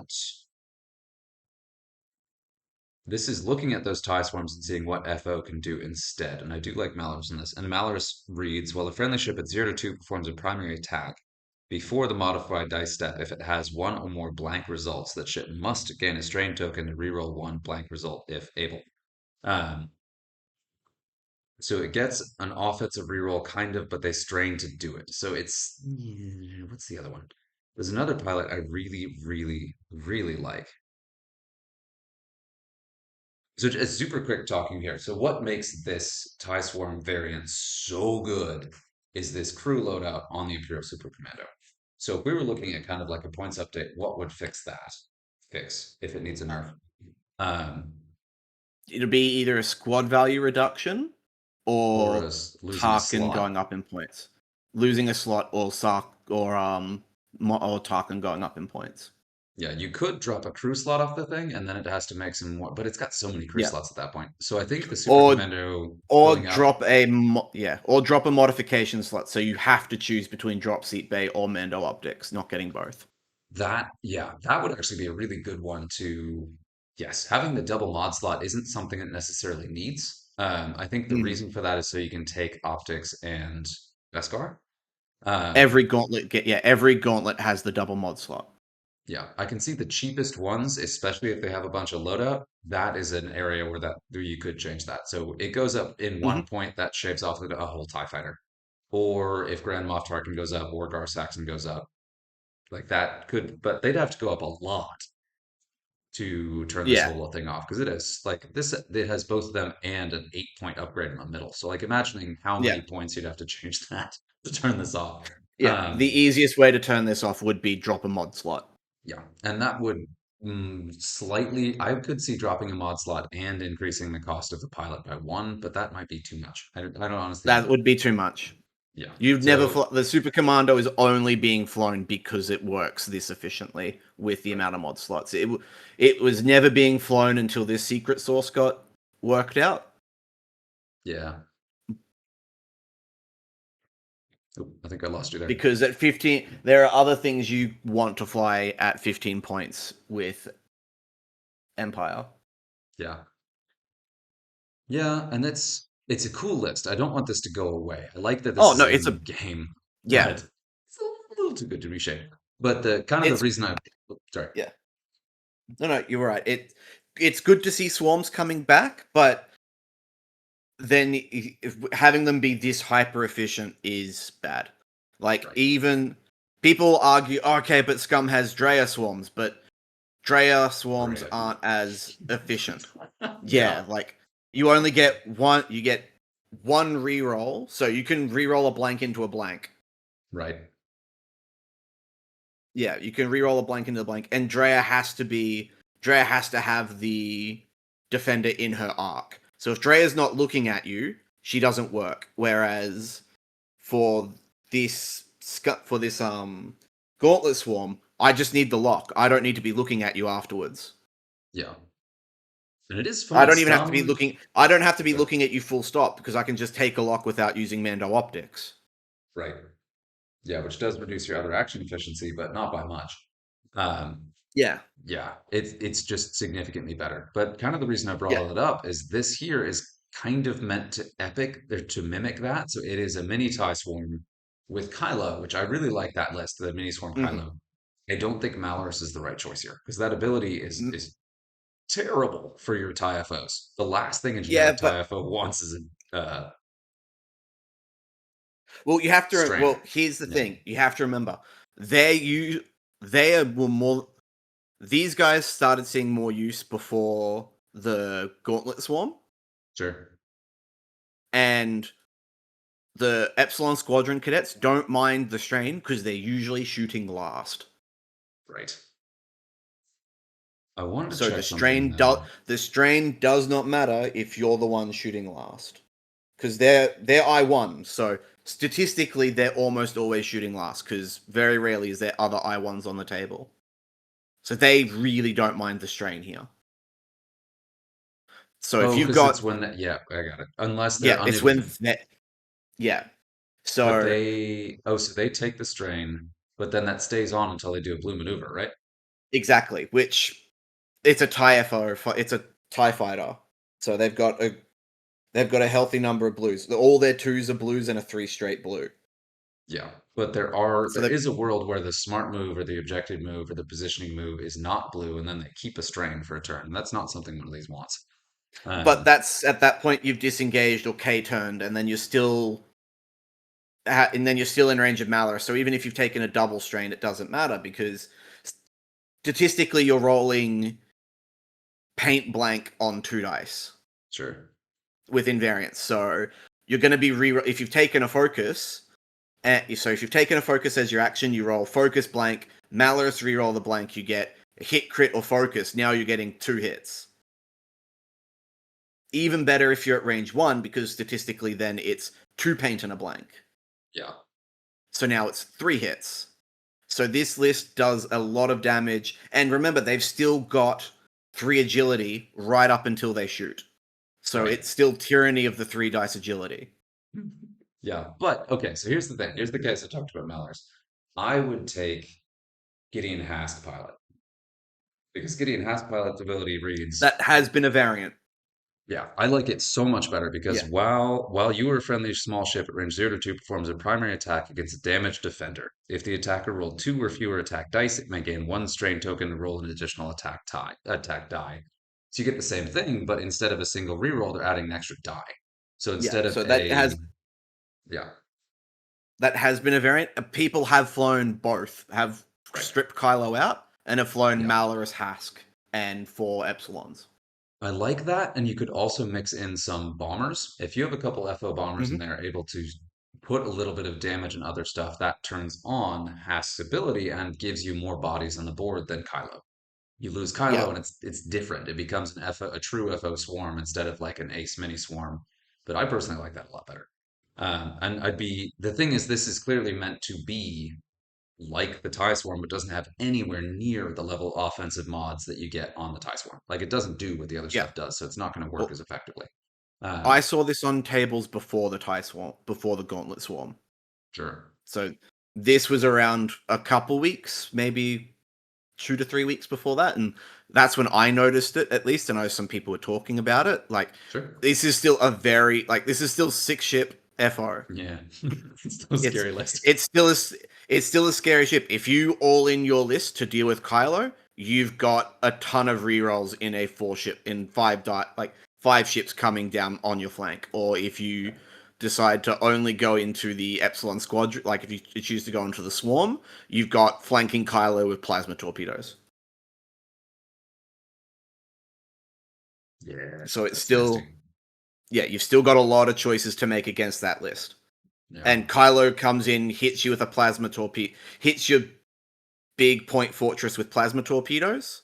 All of a sudden, you've got 8 to 12 dice, all with reroll, like each with a soft reroll that's gnarly. into a ship that's just had its shield stripped by plasma. It's taking, in theory, this list takes 2 ships off the table in 2 turns. Which, if you're, which the mo like the mo mace wording, the average number of ships in a list at the moment is 4 to 5. That's half your list.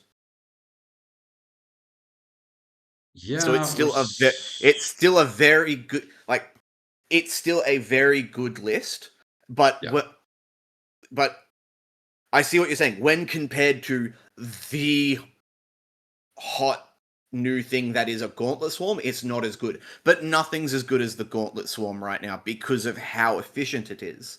But if yeah, you take the Gauntlet Swarm out of the equation, because it's not let's be real, it's not going to be too much of a hassle in the future when points rolls around. Something's going to happen that makes it less efficient. It's not going to be. It's still I hope it's still a thing. yeah, That when I say I hope it's still a thing, I like swarms being in the game. It's healthy yeah. for the game. It's been a big problem ever since 2.0 came out and 2.5 came out, where everyone's trying to get as many I6 and I5s on the table as possible, have have as many double repositions on the table as possible, and do all the shooting without being shot. Yeah. So swarms are healthy for the game. I want people to take that away. I wish I could fly swarms. Scum doesn't have many swarm available. Like Scum doesn't have There as isn't, nice no. swarms as FO or Empire. It can be done. I've done Drea with 4 mining guild ties and 2 Black Sun enforcers in the Star Vipers and did really Mm, well. I went 4-0 at a local with that. So Scum can still do Swarm, not as good. The big factions that love swarms are FO and Empire. FO already had that nipped in the bud by making the Epsilon Squadron cadets 4-pipped, so you can only yeah. take 4 of those I1 TIE FOs. Which makes So sense. Yeah. it They're makes sense because they're really good for what they do. yeah. And then of But course you've got swarms, yeah, separatists. Yeah. Sorry. yeah. Yeah, separatists aren't in a separatists aren't separatist is the swarm faction you'd expect to have a swarm, which just doesn't have a swarm right now because it's just weaker to fly a separatist swarm than a gauntlet swarm. Yes. Yeah, and yeah, FO still has stuff in the swarm category. It's got some really efficient bodies, and when they do swarm the table, they do it with shields and crazy dials. Yeah, FO is But mini swarming, but yeah, again, like swarms are good for the game. I want to see more swarms. I don't want to see hyper efficient swarms that this gauntlet swarm is bringing. yeah, yeah, it's only a little bit too good. So it'd be nice to see that shaved Yeah, a bit. I yeah, do and want that's to all take, that needs to happen. yeah, we do have a couple more things to talk about. I do want to go ahead and touch on the top performing lists outside of the five factions in the top. Hmm. And again, those five being Empire, First Order, Scum, and the single Republic and Separatist list. CIS, yeah. But here at 19, we do see our first Resistance list. I see Expensive Poe. We've got, yeah, Scary Poe. Jesus, God, he got so many upgrades. Heavy Laser Cannon, Hmm. Black One, Integrated S Foils, Overdrive Thrusters, Timed Thrusters, BB-8, Backwards Tail Slide, and Lone Wolf. I'm just picturing like pipes coming out of the back of this thing in all directions. Yeah. Um, that's an ace. Like Jesus, that thing is scary. Yeah, And they've this is got Ace Poe. yeah, and then but like insanely expensive Poe. Then we've got Talasan Hmm. Lintra, I believe. Ooh, wow, they've got a system slot in a tech slot. Oh God, so that's an A Starbird wing. slash, that'll make it an A Wing. Yep, with Yeah, with Starbird slash, fire, it but has the to be fire an A control Wing. system what was throwing me off is so it's fire control system, Prockets, heroic, starboard slash. That Resistance can put that on an A wing just blows my mind. This faction's crazy. Yeah. Then we've got Temin, I believe, in the Xwing and the T70 with heavy laser cannon, Yep. integrated S foils, R6, D8, and backwards tail slide. And that these things that the T70s can rock, heavy laser cannons also is just insane. And then you've got Kaz, Yep. the mini X-Wing, in Kaz's Fireball, targeting computer, overtuned modulators, R1J5, and Notorious. Hmm. So He's a funny ship. So Kaz is baby X Wing.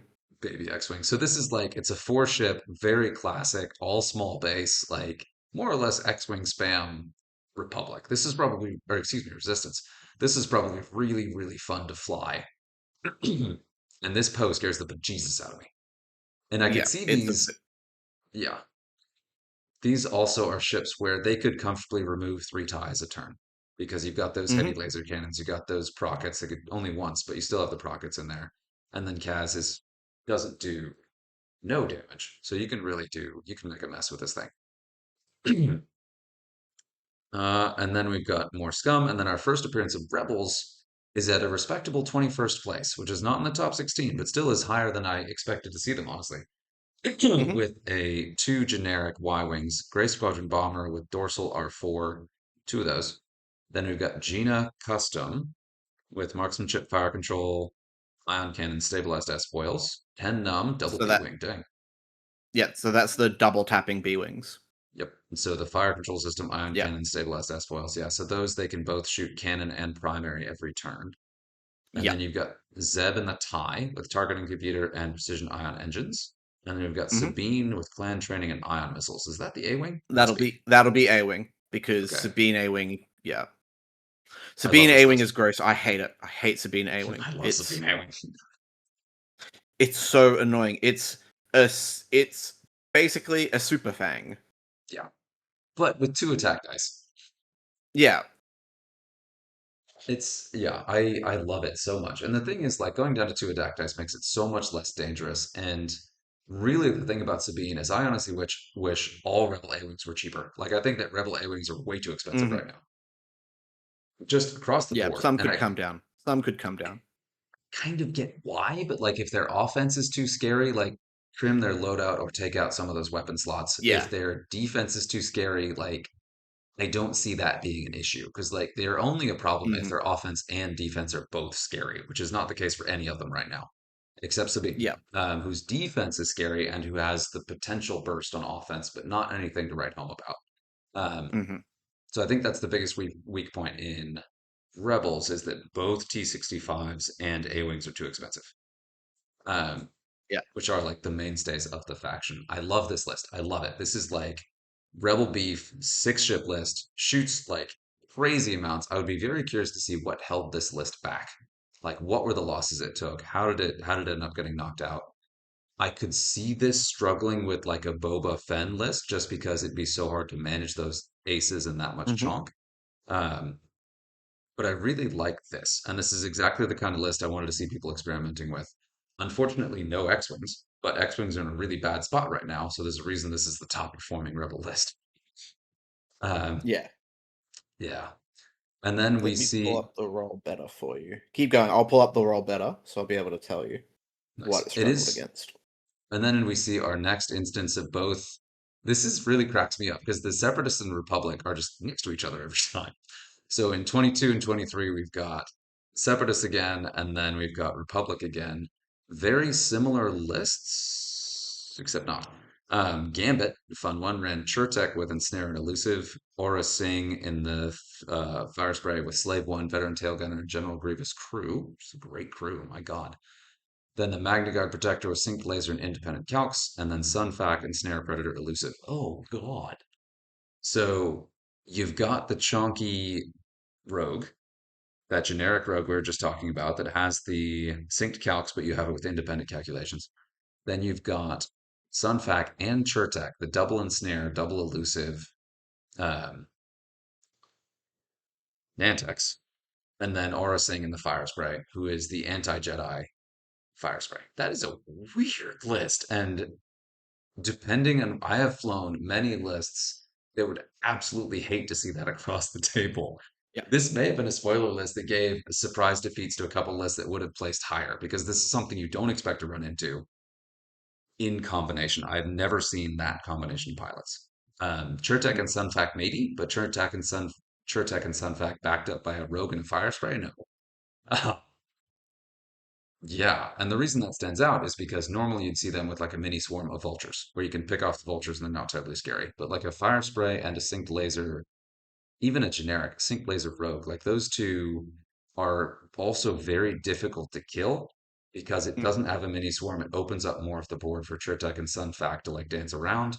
Um, this is potentially an extremely scary list, Yep. and it, And that's that 9-point Magna Guard. Oh no, the yep, Protector is not the that's one of the 10 Protector points if I'm not is. mistaken. I believe so. Yeah. And Let me double check that. that's the one that does the increased defense dice for a friendly within a certain range in its attack arc, if I'm not mistaken. Or if it's in the attack Yeah. arc, it can do the extra defense dice for friendly pilot. Yeah. So that's one that could protect Sunfac. I really like the protectors with Sunfac. I think that they're two pipped, and I think they're a hair too expensive to back up Sunfac with two of them, but I always want to do that. But Yeah. it's a really good piece to pair at least one of them with Sunfac to help keep him alive. Yep. Yeah. And then do you want to take the Teddy Roosevelt? Yep. This is what I was expecting to see more of for Republic, which is again just that Anakin Obi-Wan core. So I think this will be, if it's Those are R4P17, I think this will be double Ada. yeah, because the Auto Blasters has to be an Ada. Yeah. So I think this is That double Ada. yeah, It and could be that's 7B Anakin. Like I think 7B Anakin is just the staple, and then it's yep, your choice of Ada Obi for sharing Obi-Wan's ability, or 7B Obi for keeping him alive, and then the double Arc 170s. yep. And it's always surprising to see the double arc 170s. I remember the first game I did catch, I was immediately shocked. The first stream game was a 6 ship Republic list with triple arcs, Yeah, flown triple arcs, by triple our turrets. Yep. yeah. Oh. That's That's immediate Republic trauma. beef. That's Republic beef. I was not ready to see that, and I'm surprised it didn't appear in this at all. Like we still aren't seeing that. No, Even a he double didn't. Argara, I don't think he made it out of qualifiers. yeah. But that was also our previous world champion, if I am not mistaken, who did win worlds with triple arcs a couple years back. Mm. It may have been the worlds I was at. Yeah, he didn't make it out of qualifiers. He went 3-2 and lost the bubble. Yeah. So when I say the bubble, if you went 4-1 in the qualifiers, you automatically made it into day 2. But if you went 3-2, it depended on your margin of victory and strength of score if you could squeak it in. So that was the bubble. But that was the bulk. 4-1 was the guaranteed. Some 3-2s did make it in, such as Obi-Wan in the top 16. He went 3-2 on day one, Oh man. and he submarined in with the 3-2 victory because of his MOV and SOS. And this was the other Republic. Okay. Oh man. All right. Mhm. Okay. Wow. All right. And for GeForce, he lost the 2 games he lost on the final day on the Saturday was against the Mayor Jebarks, the Mayor Jbark, so that's the Fenrir Boba, and then Okay. he lost to Dr. Jaren, which was the Fenrir Mando. Okay. So two of the exact list that would perform bad that would struggle with. We talked Yeah, about the scum, like scary scum with the rerolls and such. Yeah. yeah. Okay. So and that's there's that rock Hmm. paper scissors thing where if you get two of your weakest possible matchups, that just ends your day. Um. I see quad fang fighters. Oh well. Yeah. Let's talk about that. Yeah, this will be the last 25. list. This will be the second last list because the honorable mention I really want to give is to Josh Calmoni with Darth Vader, Suntiefel, and Death Rain. I watched that on the Friday. He went 4-1 or 3-2 on the Friday to sneak in, and this is if you play this list right, this is a scary list. Where is he? Where did he show up? 18th. He's an 18th. Josh. Oh yeah, we Yep, skipped right over that one, Josh. didn't we? Yeah. Yeah, so he's my honorable mention. Darth Vader, Afterburners, Predictive Shot, Malice. So that'll be Man, Custom Vader. oh, he's so close. Suntir, yeah, Suntir Battle over Endor. It's just a really good ship. And then Death Rain, Delayed Fuses, Thermal Detonators, Ion Bombs, Trajectory Simulator, Expert Handling. So just throwing bombs you don't want to be worrying about in your face. Yeah. Just chucking those suckers. I love Death Rain so much. The Punisher is just such a weird freaking ship. It's the only Legends ship that I really love. And it's so Hmm. it's just like you staple two type armors together. Like it's a ridiculous thing. It belongs in Yeah, Legends, I but love I it. love it in Xwing. I love it. Yeah.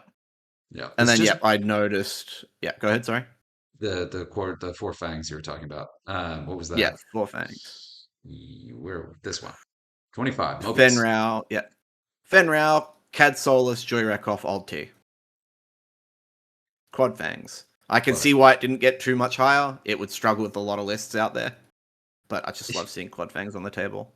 It's very has really strong bones in some very basic ways and doesn't have anything fancy or complicated about it, which is exactly what Yeah. it should be. I really love like the four Fang formation list. Like that's a classic dream I've been chasing since Fang fighters were released. It's never going to win that highly, but to get 25th on the final day, like Yeah. he made multiple days. Hmm. Like did good. I, Oh. I and you kept got to just scrolling and I saw something else. Uh-oh. Well, that's okay. I want to take a quick break to talk Yeah. about the other Rebel list because we got three Rebels in here. We got people Yeah. flying a really interesting kind of creative pair of this one. Oh, okay. This one, there's one up here. You'll definitely want to take a rein on. But Rob Pettit, who won the Lone Star Open, if I'm not mistaken, with his Rebel list, Okay. who's one of the top performing Rebel pilots we've seen this year. He ran Hera with Hopeful Juke Magpulse, that's the A-Wing. Hmm. Kyle Hawk with Hopeful Perceptive Copilot targeting Peter Moldy Crow. The Yep. Mandalorian Resistance pilot, which is the generic Rebel gauntlet, Gauntlet.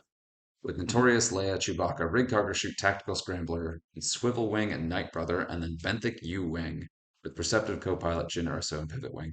So that's another gnarly points fortress. So you've Yeah. got the I6, the very, very hard to kill I6 that can also pass around tokens and locks. You've got Kyle who can share focus tokens. And then you've got Jin who can make any and then Benthic who can share focus tokens. You've got Leia to mess with your dials. This is a lot of ways to pass tokens around. Um, a very sturdy, flexible, very token efficient list does a lot of the things that Rebels do well. Looking at that, I don't see offense. That. Um, Yep. That's the problem with it. There's no hard hits. yeah, which is brutal because it's really cool. I love it. It's a reimagining of what he did before. But even like Magpulse, I understand the utility of Magpulse and how powerful it is, especially at I6. Hmm. But it's kind of a one-hit wonder where it will weaken a ship, but it won't kill it. And there's nothing in Yeah. here that's really going to focus down and kill something. I love this. I'd be very curious, and I'm kind of poking the bear because Rob commented a lot in some of my last Rebels videos. So I'm kind of curious to hear his thoughts on that. But I would love to hear how his day went. To open Well, call to Rob on that one. it can still do a lot of work because all of Yep. these ships have a three die. All of these ships except Hera shoot three dice out the front. Moldy Crow gives you that three dice front gun on Yep. Kyle Katarn. Gauntlet is three dice, and U-wings are three dice. And it's also pulling the some of the only larger, tougher rebel ships that have two evade. So you don't have the Yeah, zero evade VCX, you don't have the one evade Falcon. You've got the two evade ships instead. So pulling a little bit of a scum copy there. yeah. And So yeah, there's it's yeah, it can still hit like all like if you throw all three of the like if you throw Kyle Man either Gauntlet and Benthic two tubes into the ship that's been mag pulsed, it's not going to have a good day. It may not, depending on the size of the ship, it may not kill it, or the agility of the ship, it may not kill it. But after eating, it's going to be taking 9 dice after a mag pulse. It's still not going to be having a good day, right. especially if one of those are at range one because you utilize the strain of the mag pulse. Yeah. And it looks like the Mandalorian Resistance pilot with Tactical Scrambler is meant to screen Kyle and maybe Benthic or Hera Kyle, to give them the yeah, extra evade. or even Benthic because Benthic's usually flying behind the list. Oh yeah. So So if you want to shoot Benthic to turn off Jyn Erso, you've got to be shooting through attack scrambler on the Mando Resistance pilot. yeah. And then, so the one change that I see making in this, like I see rig cargo shoot, but especially if you have I like rig cargo shoot. It's cool. It's like a janky Yeah. ROM. But I would personally put optics on there because that'd be a little nudge in your offense. It would give you a free Hmm. action offense mod that would let you do reinforce or whatever else you wanted to do, but still give you a little bit more of punch. Um, Yeah. Well, yeah. he's got to take rig. He took rigged because he wants Notorious. So if you take Oh, off you rigged, have, you lose yeah. Notorious. Yes, you'd have to drop something else to do that, and that gets tricky really fast. I'd be curious to hear Yeah. how important Leia was, because that is a case you could shave. I think Leia's really good, especially because the dials and all of these kind of suck. Um, This list wants Leia because you've got 0 stops on 3 of your ships. oh yeah, so being able to zero stop, yeah, a white zero stop would be really, really good with this. Yep, you want Leia on this list. So Okay. Leia's no question. Leia's staying in this list. Then I'd take off Chewie would Notorious. probably Chewie would be the one thing I could see coming off to give you Mando optics. Yeah, it's the thing is that's the ship you expect to throw into the front of everything. So you have to give it every possible survival benefit you can. So Yeah, Chewbacca and Notorious both are there to help keep the thing alive. I yeah. don't with that ship though, things are going to be shooting you from their bullseye so often, Notorious is going to be turned off. Or is it? Notorious is if you get shot at, if they're in your firing arc, you can give them a strain. Yeah, right. Okay, so it's not bullseye specific. So, No. but it just so, I do like that though because it discourages shooting at that thing and instead shooting at the things that it's screening to get the best benefit out of Tactical Scrambler. Yeah. That's a tough. It's interesting. I like it. Yeah, it's a very cool build that goes all in on this like token efficiency defense beef. I like it a lot. Yeah, so do I. I'm sorry I didn't get higher. But again, Yeah. we have to go all the way. So the top two performing Rebel lists did not have any X-Wings. No.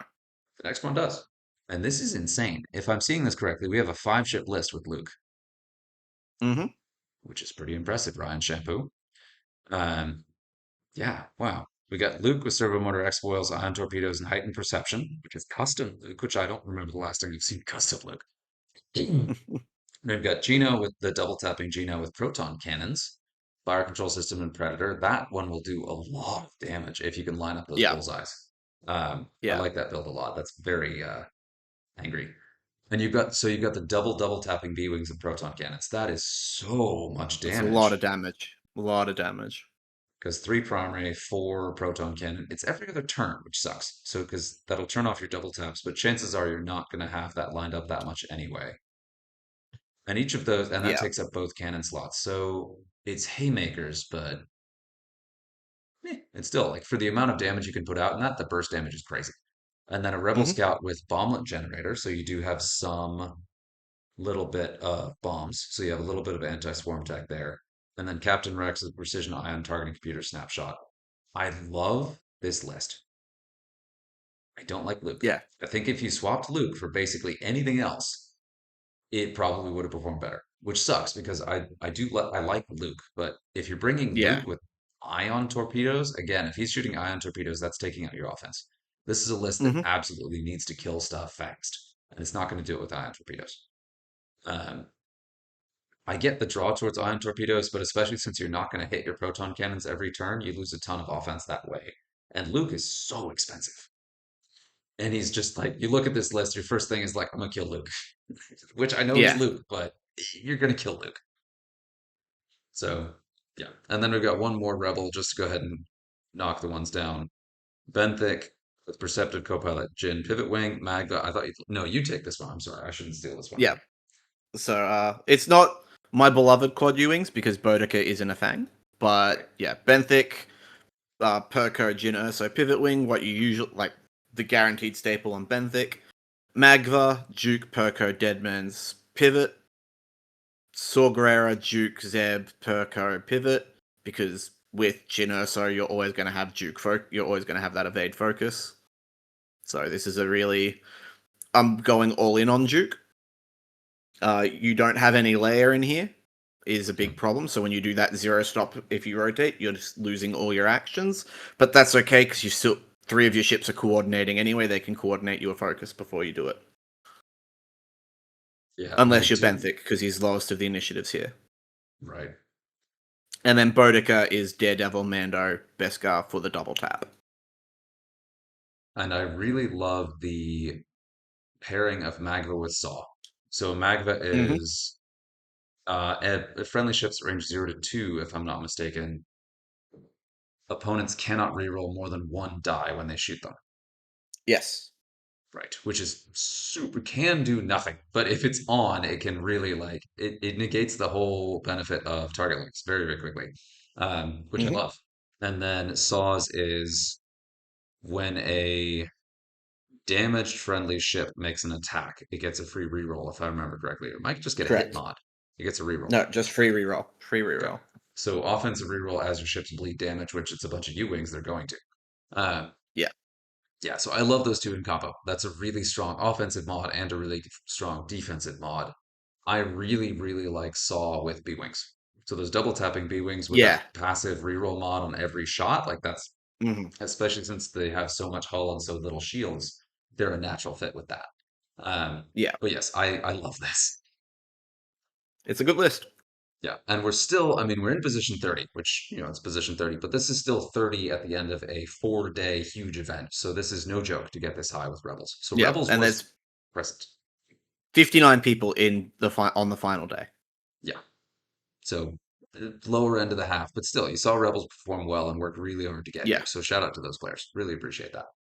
Um, yes. So we've talked about this a So lot. yeah. There are a couple other things we want to cover. Are there any other lists you wanted to shout out before we go on? There's so much to talk about. One Holy shit, just robots. Pardon my French. Brobots. There was Brobots. I like Brobots being here. I don't like the builds. Yeah, yeah. Don't like the builds. That's it. I love seeing Brobots on the table. I just don't like the builds. Very like okay, you're double tapping all the time, but like you have the ability to double tap tractor beam into just your regular attack, but I Mm. think it's not as helpful here. Bombs are good anti-swarm tech, but yeah, you get a lot less. I mean, taking the advanced sensors takes so many points out of what you can do. Yeah. But they need it. Yeah. And this They really autopilot do drone need it. is also pretty funny anti-swarm tech. That's a fun take. Yeah. So they took the expensive robots and then Cheaper traded that out for robots. the autopilot drone Yeah. because they didn't bring A. No, that's the expensive one. That's the expensive one. And if you take A, can you even do the triple? Is it that much? Am I remembering correctly? It's that expensive? No, you wouldn't be able to. You could, you just lose the autopilot drone. Right. Yeah, and I kind of love having the autopilot drone. It's weird, but I like it. Yeah. But yeah, tractor beam is only if your attack misses. So, okay, you fire your regular dice, it misses. I'm going to get a hopefully sneak the tractor beam in under you've spent all your tokens. And then the rest of my robots are going to light you up. But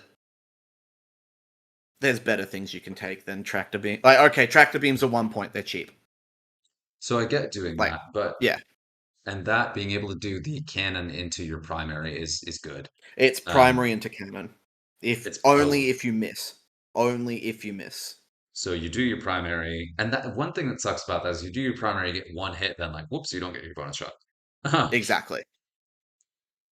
But I do, yeah, I understand why you would take tractor beams, but with it's looking at that Mhm. build, I do think that robots need a bunch more loadout because they're not dominating tables. They're not that scary. People are No, they barely need running them. just a couple more. Yeah, I Like they mean, don't need a whole lot, just one or two more across the board. yeah, to be able to take meaningful upgrades, so advanced sensors plus the other stuff, because that really is essential to making them work. Um, Yeah. and then I really want to stop, but we are looking. I see a Tarani called with Babu Frick, which we talked about earlier. I love it. And that's Hmm. the Kimagila, the one that does free Yeah. damage, which is very good in the current meta. Um, Hmm. and then we've got Talonbane in here too. So we got a bunch of I5s. So I3 or 4, I don't remember, but something low. I6 Han, Custom, Dirge, and Yeah. then Talonbane is a fun list. Yeah. So I love Tyranni's so your much. lowest at I4 and everyone's 6 or 5. Yeah, Yep. still really good. But Like yeah. even the I4 is high, and a lot of the meta lists are Hmm. running too. Um, Yeah. oh, and there's their triple. Custom Fen, Custom Boba, A&D Dengar. Hmm. And that's flipped. The other one we saw was A&D Fen, A&D Boba, Custom Dengar. No, you would fly. Oh yeah, you could. The one we saw way up high in the meta list, if I recall correctly, was Uh, it was. Yeah, you are right. this one. Yep. Yep. It's crazy that the Dengar is that custom Dengar is that much more expensive than A&D. Is it 2 points more? 1 point. 1 point. It's 1 point. Okay. 1 point more. Interesting. Yep. But yeah, that's Oh, okay. all of those lists we wanted to chat about. Yes. Okay. Let's go on to We the were next thing. fortunate. Yeah, we were Sorry, go fortunate ahead. enough to also have a web page that you've got up that you haven't sent me, so I don't have this on my screen. Sorry. This is the So XWA's last. Yes, we have other yeah, stuff we can if you cover, but want, I wanted to make sure to cover this yeah, too because this is a if you shout want to out to. quickly throw that up to me, so I can put it up on my screen as well, mm, so people can see what you're seeing on my end. yes. Oh, it's from my desktop though. Let me go ahead and download this. Oh Oh, you yeah, did send it to me. That's right. We will pause. yeah. All right, we've got a couple more things to cover. We're closing in on 2 hours, so we want to go ahead and go through this. But this is not an April Fool's announcement from the XWA. Um, the X-Wing Alliance XWA congratulates Anthony Marchand for winning the 2026 World Championship at Adepticon with his faux bomber swarm that came out of nowhere and blew everything out. Hmm. This year marked a year of exciting transitions and challenges for the XWA, our first like full year managed by the XWA, which has worked Yep. out really well, I think. Hmm. It's been a great year. New content, points, and rules have been the focus of 2025, and nearly 120 players made it. Okay, so it was definitely smaller than Sith Taker. Made it to Yeah. Adepticon to demonstrate the game's resolve. The organization can safely call this event a profound success. We greatly appreciate those who participated, and in person and who supported from afar. The positive feedback and impressive turnout clearly shows us the appetite for X-Wing, excuse me. This event marked the most viewed event with just short of 500 people tuning in for the championship game on 312 Squadron's live stream. 500 people watching an X-Wing live stream is impressive. Hmm. Video replays Hmm. will be uploaded to YouTube in the coming weeks, and that is 312 Squadron's YouTube. Thank you to everyone who made this possible for the countless hours of volunteer work given by this group because of their passion for the game. That's why we're all here. Long live X-Wing. And then we do Yep. want to go ahead and take at least a minute to do super quick hot takes on the leaked upgrade Spoiled. So packs. the XWA guys spoiled it. They didn't leak it. Oh, yeah, So right, yeah. right. So they Because deliberately spoiled a few things just to get people excited for the new content pack coming out. Anthony Marchand posing with his trophy there. I love it. Great banner work. Yep. FO player ended up getting the Kylo trophy. That is fantastic. Because that'll change every year, right? Yeah. So Yeah. yeah. So we'll head on over to the order in which things were leaked. So first But up, we what? got to Hang see on, just Thweek. real quick. I wanted to Oh, do a super quick shout out. I forgot I had this in here. The Thai Blue Army, the Average podcast, has a new episode out. Also, it's an X-Wing podcast. We like X-Wing, or we like X-Wing, and we like yeah. podcasts. We'll go that. Shout out to those guys. Yeah. All right, So yeah, Tweak. first up, Thweek. So coming back from 1.0, he loses his big and nasty steal your initiative or steal your ability. But I think I prefer this tweak a lot more. During the systems phase, you may gain a tractor token. At the start of the engagement phase, you may gain a deplete token to remove a tractor token.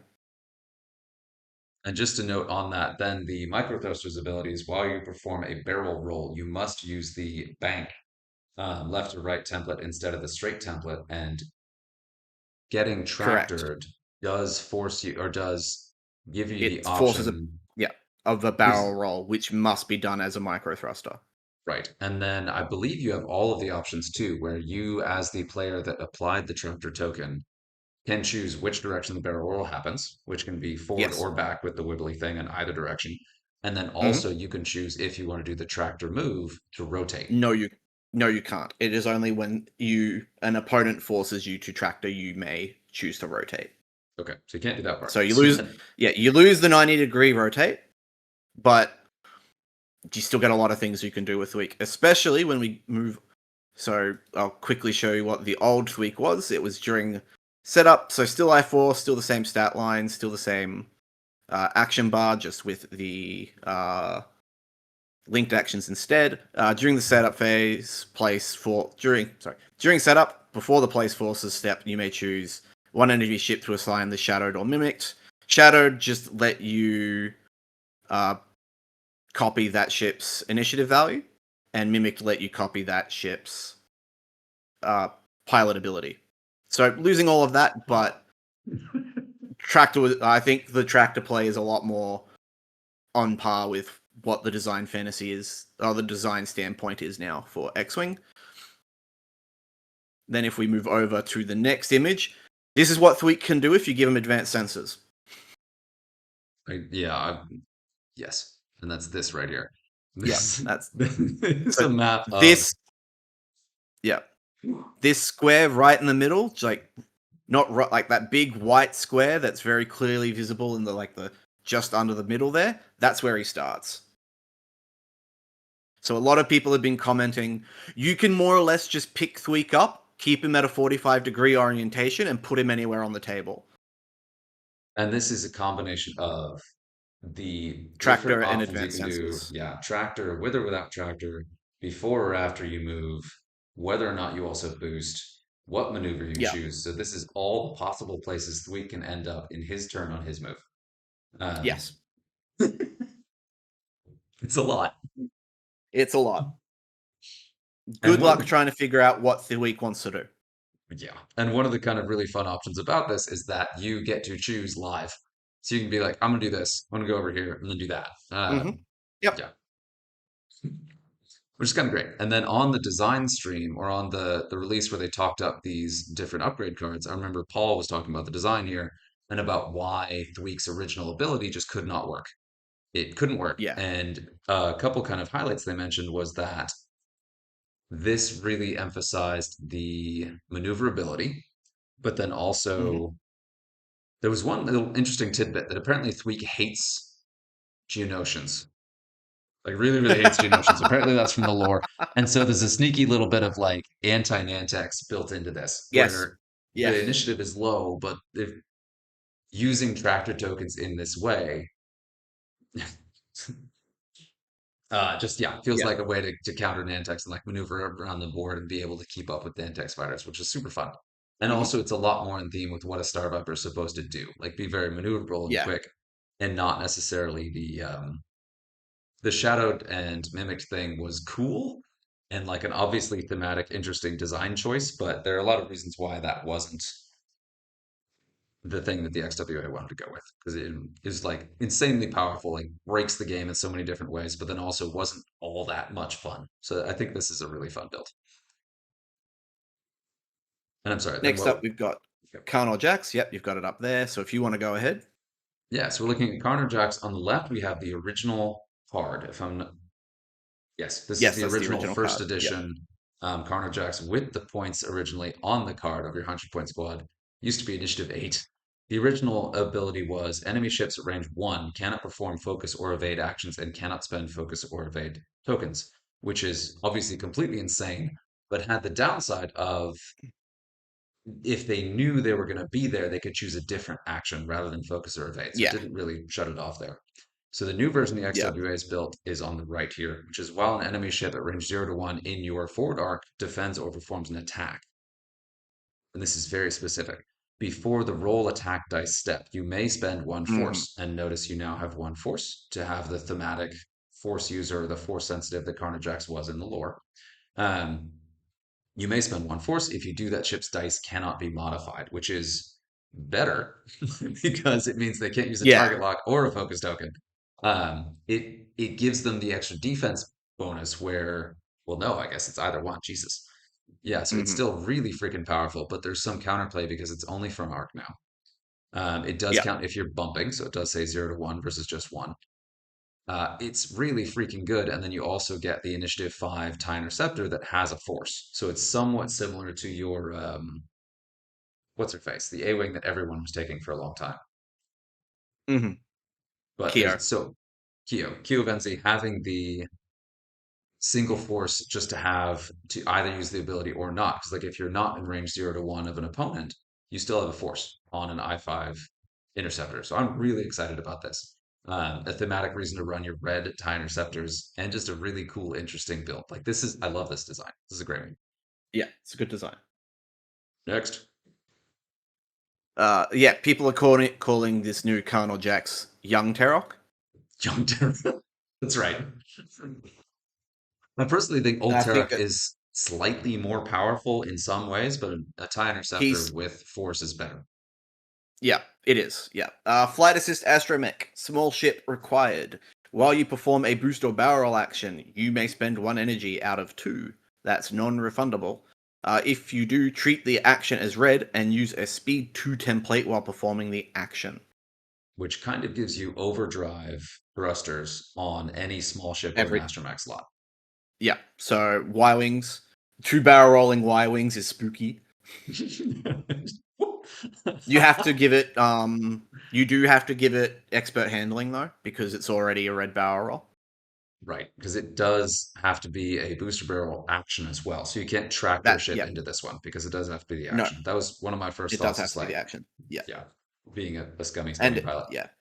Um, And it must be white, so that's why I'm saying you have to have either yeah, engine upgrade or expert handling on ships that you might want to do it with a flight assist astro.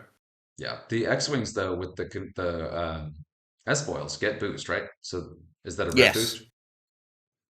You can link it into a red boost, but I think it also gives you a white boost.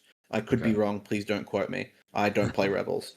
Yeah, but that's one of my first thoughts about this is this felt like an upgrade that was designed to give new life to Old T65 ships. X-Wings.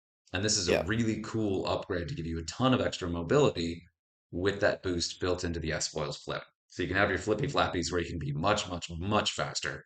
A two boost Hmm. is so much faster than a one boost and really gives you the opportunity to light up the board in ways you couldn't do before. So I was really excited to see this one. Uh, So yes, yes, very, the very cool. servo motor S foils gives you white boost. Okay. And it does give you the linked action or just gives you the option to white boost?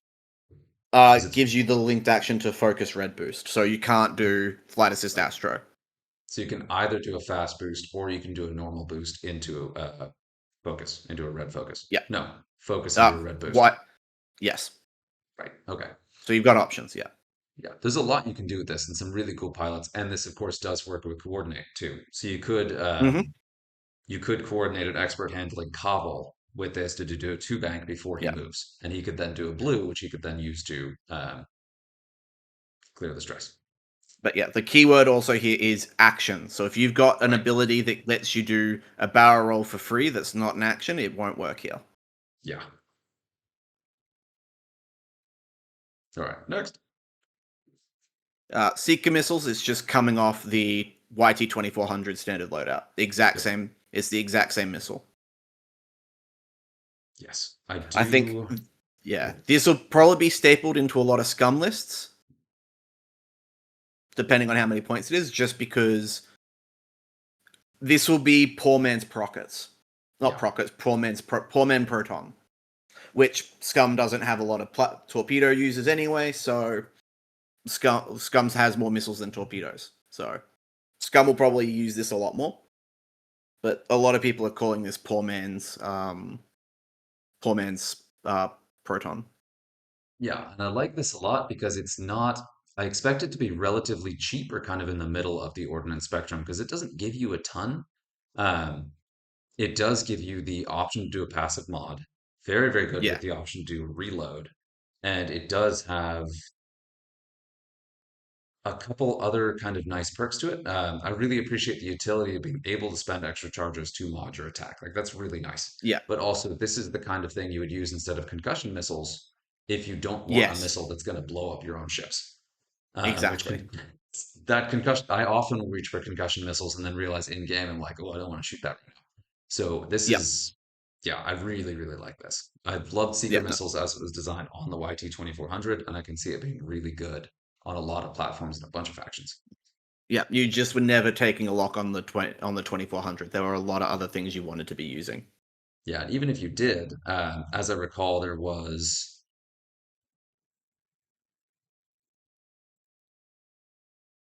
often reason to use your primary instead of the Seeker missile. So it was just so you had a front-facing attack and your bow tie, and had some other options for Yeah, what to hit. Oh, there's two images for Seeker missiles.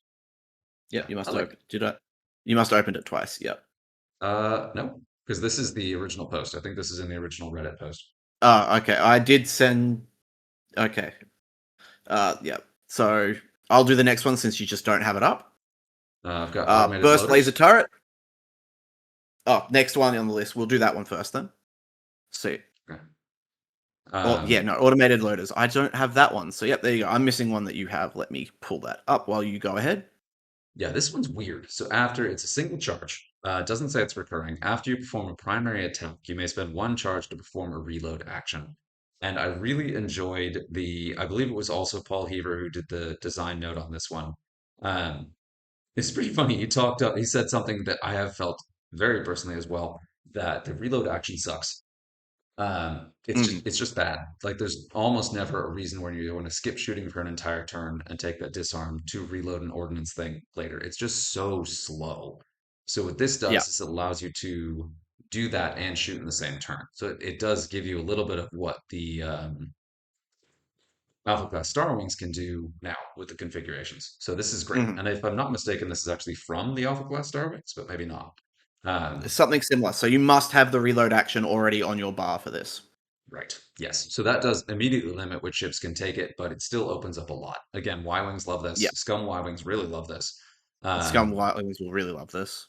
Looking at Koval But again as somebody who can do yeah, prockets and then reload it without the yeah. It's penalty. also, yeah, it's also, it must be primary attack as well. So, Right. even on Cavill, he's not as happy. Like, sure, if you're throwing the procket, okay, you then have to be forced to do a primary attack, which Cavill doesn't want to be doing anyway. But Yeah, this still, a lot does. of ships want the reload. Yeah, this is something I can see the Skirk benefiting from a lot. Yep, Skirg benefiting from it. I think M12s also have reload. The Kimigilas? Oh yeah, they do, don't they? And Hemigilas. they have the base three Yep, they've attack. got That makes sense. they've yep, and they have missiles. So chemos with automated loaders and seeker missiles are going to hurt a lot. I did also want to go ahead and mention that this also, and reload can give you up to two charges on the reload, right? I believe so. It's one or two. So, okay, which is nice. But there was a note here that I did not realize myself that this you can also reload bombs. Mhm. So it doesn't You have to be regain just one ordnance. charge. One Yep, charge. you Okay. regain one charge. Okay. So seeker missiles like this, and it's only one use. So that is a bit of a bummer. I do think Yeah, I would like to see more charges on this. I think this is not powerful enough to say it should necessarily be one charge, but I will probably eat my words on that one the second I I see think a one. I think one charge is fine, just yeah. because if a ship's lived long enough to use both charges of automated loaders, you've done something wrong. Sure. You've probably done something wrong because if it's wanting to use automated loaders, it's using it on a big heavy ordnance item. Yeah. Like, can you imagine two charges? Could you imagine Seeker missiles being fired and then it's got two completely fully modified Seeker missile shots? The thing that I'm thinking of is what if you had Cobble throw three prockets?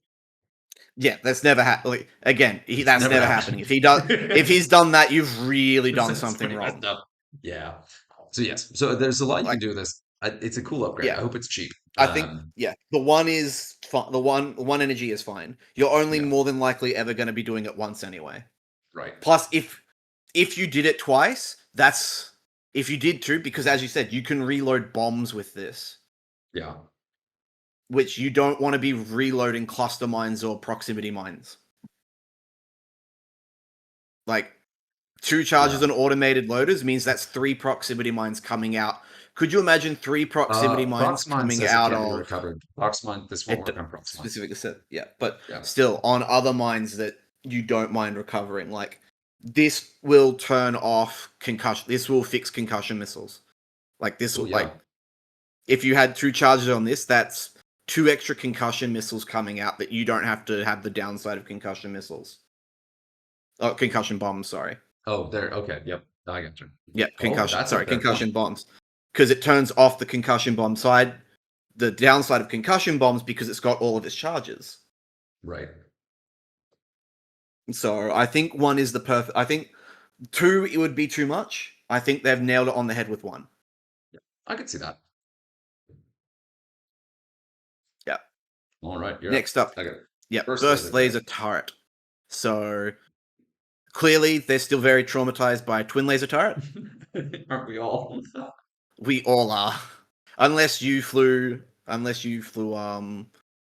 K wings, then you're sobbing that it's not that it's never coming back. But if they added twin laser turret, I'd be demanding a tiny mind link to make it fair. Never again. So No. No. yeah, burst laser turret gives you that attack, so you immediately have to spend one charge to do this attack. It is recurring. You may spend one energy to roll one additional attack die up to a maximum of 3. So Which you'll is never see this on Cavill right. because Cavill just instantly taps this out. Yeah. I It was a little stops sad to see the four maximum of three. it stops 4 dice turret, which Yep. is what people didn't like in TLT. You basically just threw 4 dice with TLT. So this stops 4 dice turrets, which are really oppressive on Y-Wings. Y-Wings throwing 4 dice all the time. Like, yeah. You do have to spend both charges to roll that additional attack dice up to 3. Yeah. So it'll still do 3 attack dice at range 1, don't get me wrong. But if you just need to squeak out that extra little die at range 2, you've got that option. And this And I think, can. yeah, Sorry. Go ahead. yeah, I think that's a brilliant design point to do it. Is if you need that little bit of extra squeak damage at range 2, you can roll 3 dice, but then burst laser turret is losing that range 3 for a turn. So every other turn you can fly around the table at range 2 and throwing a 3 dice turret, and then if you want to do that every other turn, you then can't burst laser turret the next turn because you lose the charge you would have gained. I really like the Yeah, design of this one. I was a little iffy about it at first, but I assume it's going to be somewhat cheap, like not super cheap because dorsal tour is I, crazy cheap. it'll be But between. I think it'll be 4 points between dorsal and ion. Yeah, because it's got burst damage potential, but doesn't have the utility of Ion, Hmm. or the consistency, because Ion always throws the 3 attack dice, which I assume will be rated Yeah. higher. So I really like that this is something that can offer the extra damage and utility, but also is capped a bit, so it can also be cheap. Like this is an Hmm. important design space to have limitations in it intentionally, so it doesn't end up being too expensive. Um, Yeah. yeah, that's great. I think they nailed it on this one. Yeah. No, burst laser turret's great.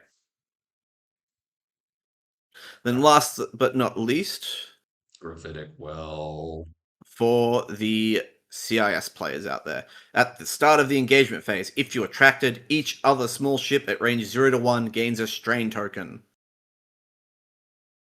And then replace any if the defender is tracted in your pilot ability with if you are tracted. it's pretty funny. Yeah. Because the Nantex has the Alchemy Tractor itself, which typically you only use in conjunction with Ensnare. But that Hmm. means that only ships with enough loadout to run Ensnare actually end up in CIS lists. So you just don't see Yeah. most Nantex in the game at all. Um, and this opens up the option to do a bunch of others, but that's why they did it as standardized, so that Yeah. it's All something of them where have you to have it. can't have this on generic and then also have ensnare sunfac running around for strain tracked opponents. Exactly. Yeah. Yeah. It's pretty cool. I But I love still this. like it. This Yeah. It's still good. yeah, it opens up a whole different level of play for the Nantex and gives you the option to take again the cheaper Nantex around without giving them access to things like ensnare. It's a cool ship. There's a lot of options you can do with that. So I like this one. It's the one I'm least confident we'll see any play. But I don't know. That's pretty darn good to strain an entire like field of stuff. Yeah. Yeah. But yeah, that's all we know that's coming out in the content pack and points update. I think they're coming out at the same time. Yes, I did want to make a note about this though, is that these are generic or these are upgrade cards. So in the past, there's been rumbling that the XWA was only ever going to do standard loadout cards. But Yeah. when you're talking about the design of the game long term, we all remember what happened in kind of first edition and second edition where upgrade cards were put into the game to fix some of the gaps in chassis. So like this is a gap in the Yeah. Nantex, the Astromech Assist and the turret are gaps kind of in things like Y-Wings. There are Yeah. a lot of chassis in the game that are challenging to balance and challenging to get the most out of. And these are really cool, creative, and thoughtful touches for how to improve that kind of balance without getting out of hand. Like I really like the Mhm. design space for all of these, and I'm very curious to see Yeah. how they go into play. And rumor has it there's a lot more in that pack, including more pilots and more upgrade cards than we've seen so far. Yeah, no, definitely. I've heard talkings of there are I think one or two chassis from every faction is getting, when I say chassis I mean ship type, is Pilots, getting yeah. some kind of, not pilot, just the ship itself is getting getting some kind of love, as in gaining more slots. Every single chassis? No, no, not every single chassis, every faction. Oh, I okay. think I think all the older factions. So I've heard Scum is being looked at. I've heard maybe Rebels and maybe Empire. But I know Scum has definitely been looked at because that's where I keep my ear to the ground on Scum rumors. And That's all really, I've heard yeah, through. Yeah. this so Scum, I still feel like is a problematic faction from a design perspective, just because. But there are so many chassis that you just don't fly. Like we saw one Seek in any tournament list for like who knows how long. Yeah. And that's something that is so perfectly on the nose for like Scum's identity as a faction. Like this cheap but customizable ship that you can play around with a lot. Like I would love to see reasons to take that again, especially some of the other Hmm. pilots. So like that's something that's on my top of my wish list. Um, Yeah. Agreed. yeah. And so I'm very excited about this. And what is it? It's not ancient knowledge. What do they call this one? Which one? This card pack. We already have a teaser from Infinite Arenas Jim Bob that has like a promo cover for what the pack is going to be.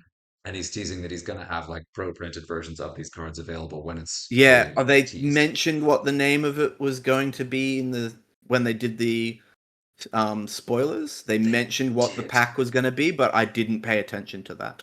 I heard it and then I promptly forgot because it's been a Yeah, long week. But let me pull that up real quick because I think I can see it. XW News Discuss. yeah, Uh,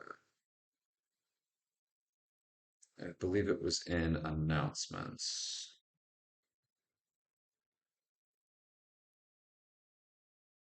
It's been a very exciting time. There are a lot of announcements. Where was that? It might be in the subreddit. So probably much was in stuff. the subreddit. We have too much. We have just too much information. This is like the best time ever and also the worst time to be looking for stuff. Yeah, yeah. No, it's not on the XWA website, so it's probably on the Yeah, Reddit somewhere.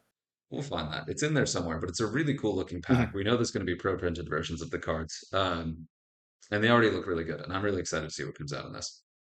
Yeah, And me I too. know like everything that's come out of the XWA has been very much like these are people who play the game and love the game and have played the game for a long time. So they are aware of the history. They've seen the ups and downs of like what has and hasn't worked, and they're really putting a lot of thought into this, which is Yeah, I love it. Love to see it. So which is good. I think if you ask me, the content pack could have come out later and just yeah, focus on the points after Worlds, and yeah, then bring out the content pack in a couple months' time.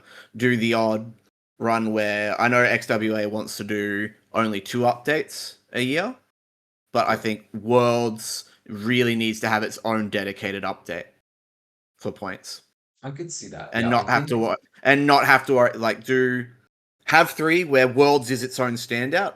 That Worlds happens within 2 to 3 weeks of Worlds going down.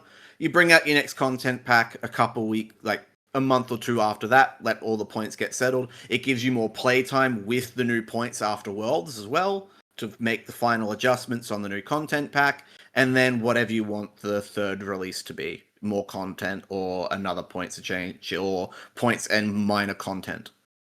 yeah, I think a lot of this was all of the leaders in the XWA, at least in particular the ones that I know personally, they're the kind of people that will tear the thing down to the studs and look at the entire picture. And they've Yeah, talked about when and how they want to do the points updates. Regular schedule, yeah, not too often, but enough to keep things fresh. And then have one big product release every year. And I yep. think that everything we're going to get in this pack is something that was discussed while they were designing Armed and Dangerous. So they were designing I Armed and wouldn't be Dangerous, surprised. Yeah, yeah, and like looking at everything, how it's going to impact the game, all the different chassis, and I'm sure they've been looking more or less every day at how ships and chassis are performing and playing their own games to kind of see like where are the gaps and what can we fill in, and then really building up a roadmap so that like they have planned these upgrades for quite a while before yeah, even releasing any information at all. So yep, yep. very exciting. Just let me have Mando optics on all my Star Vipers, please. Please. That's all I need. That's all I need. If I'm never gonna get Harpoon missiles or Atani Mind Link back, I just need Mando optics on all Vipers. I Please. I do think that Star Vipers are one of those chassis that's just not very good right now. Like there's the cheap one that sees a lot of play, doesn't perform all that well, and then the expensive Mando ones no optic one's ever running because holy crap are they expensive. Um, Mando optics the thing is Mando optics fixes it. it's a touch. It fixes some of the Not problems. it's not a complete fix, but it's a stopgap.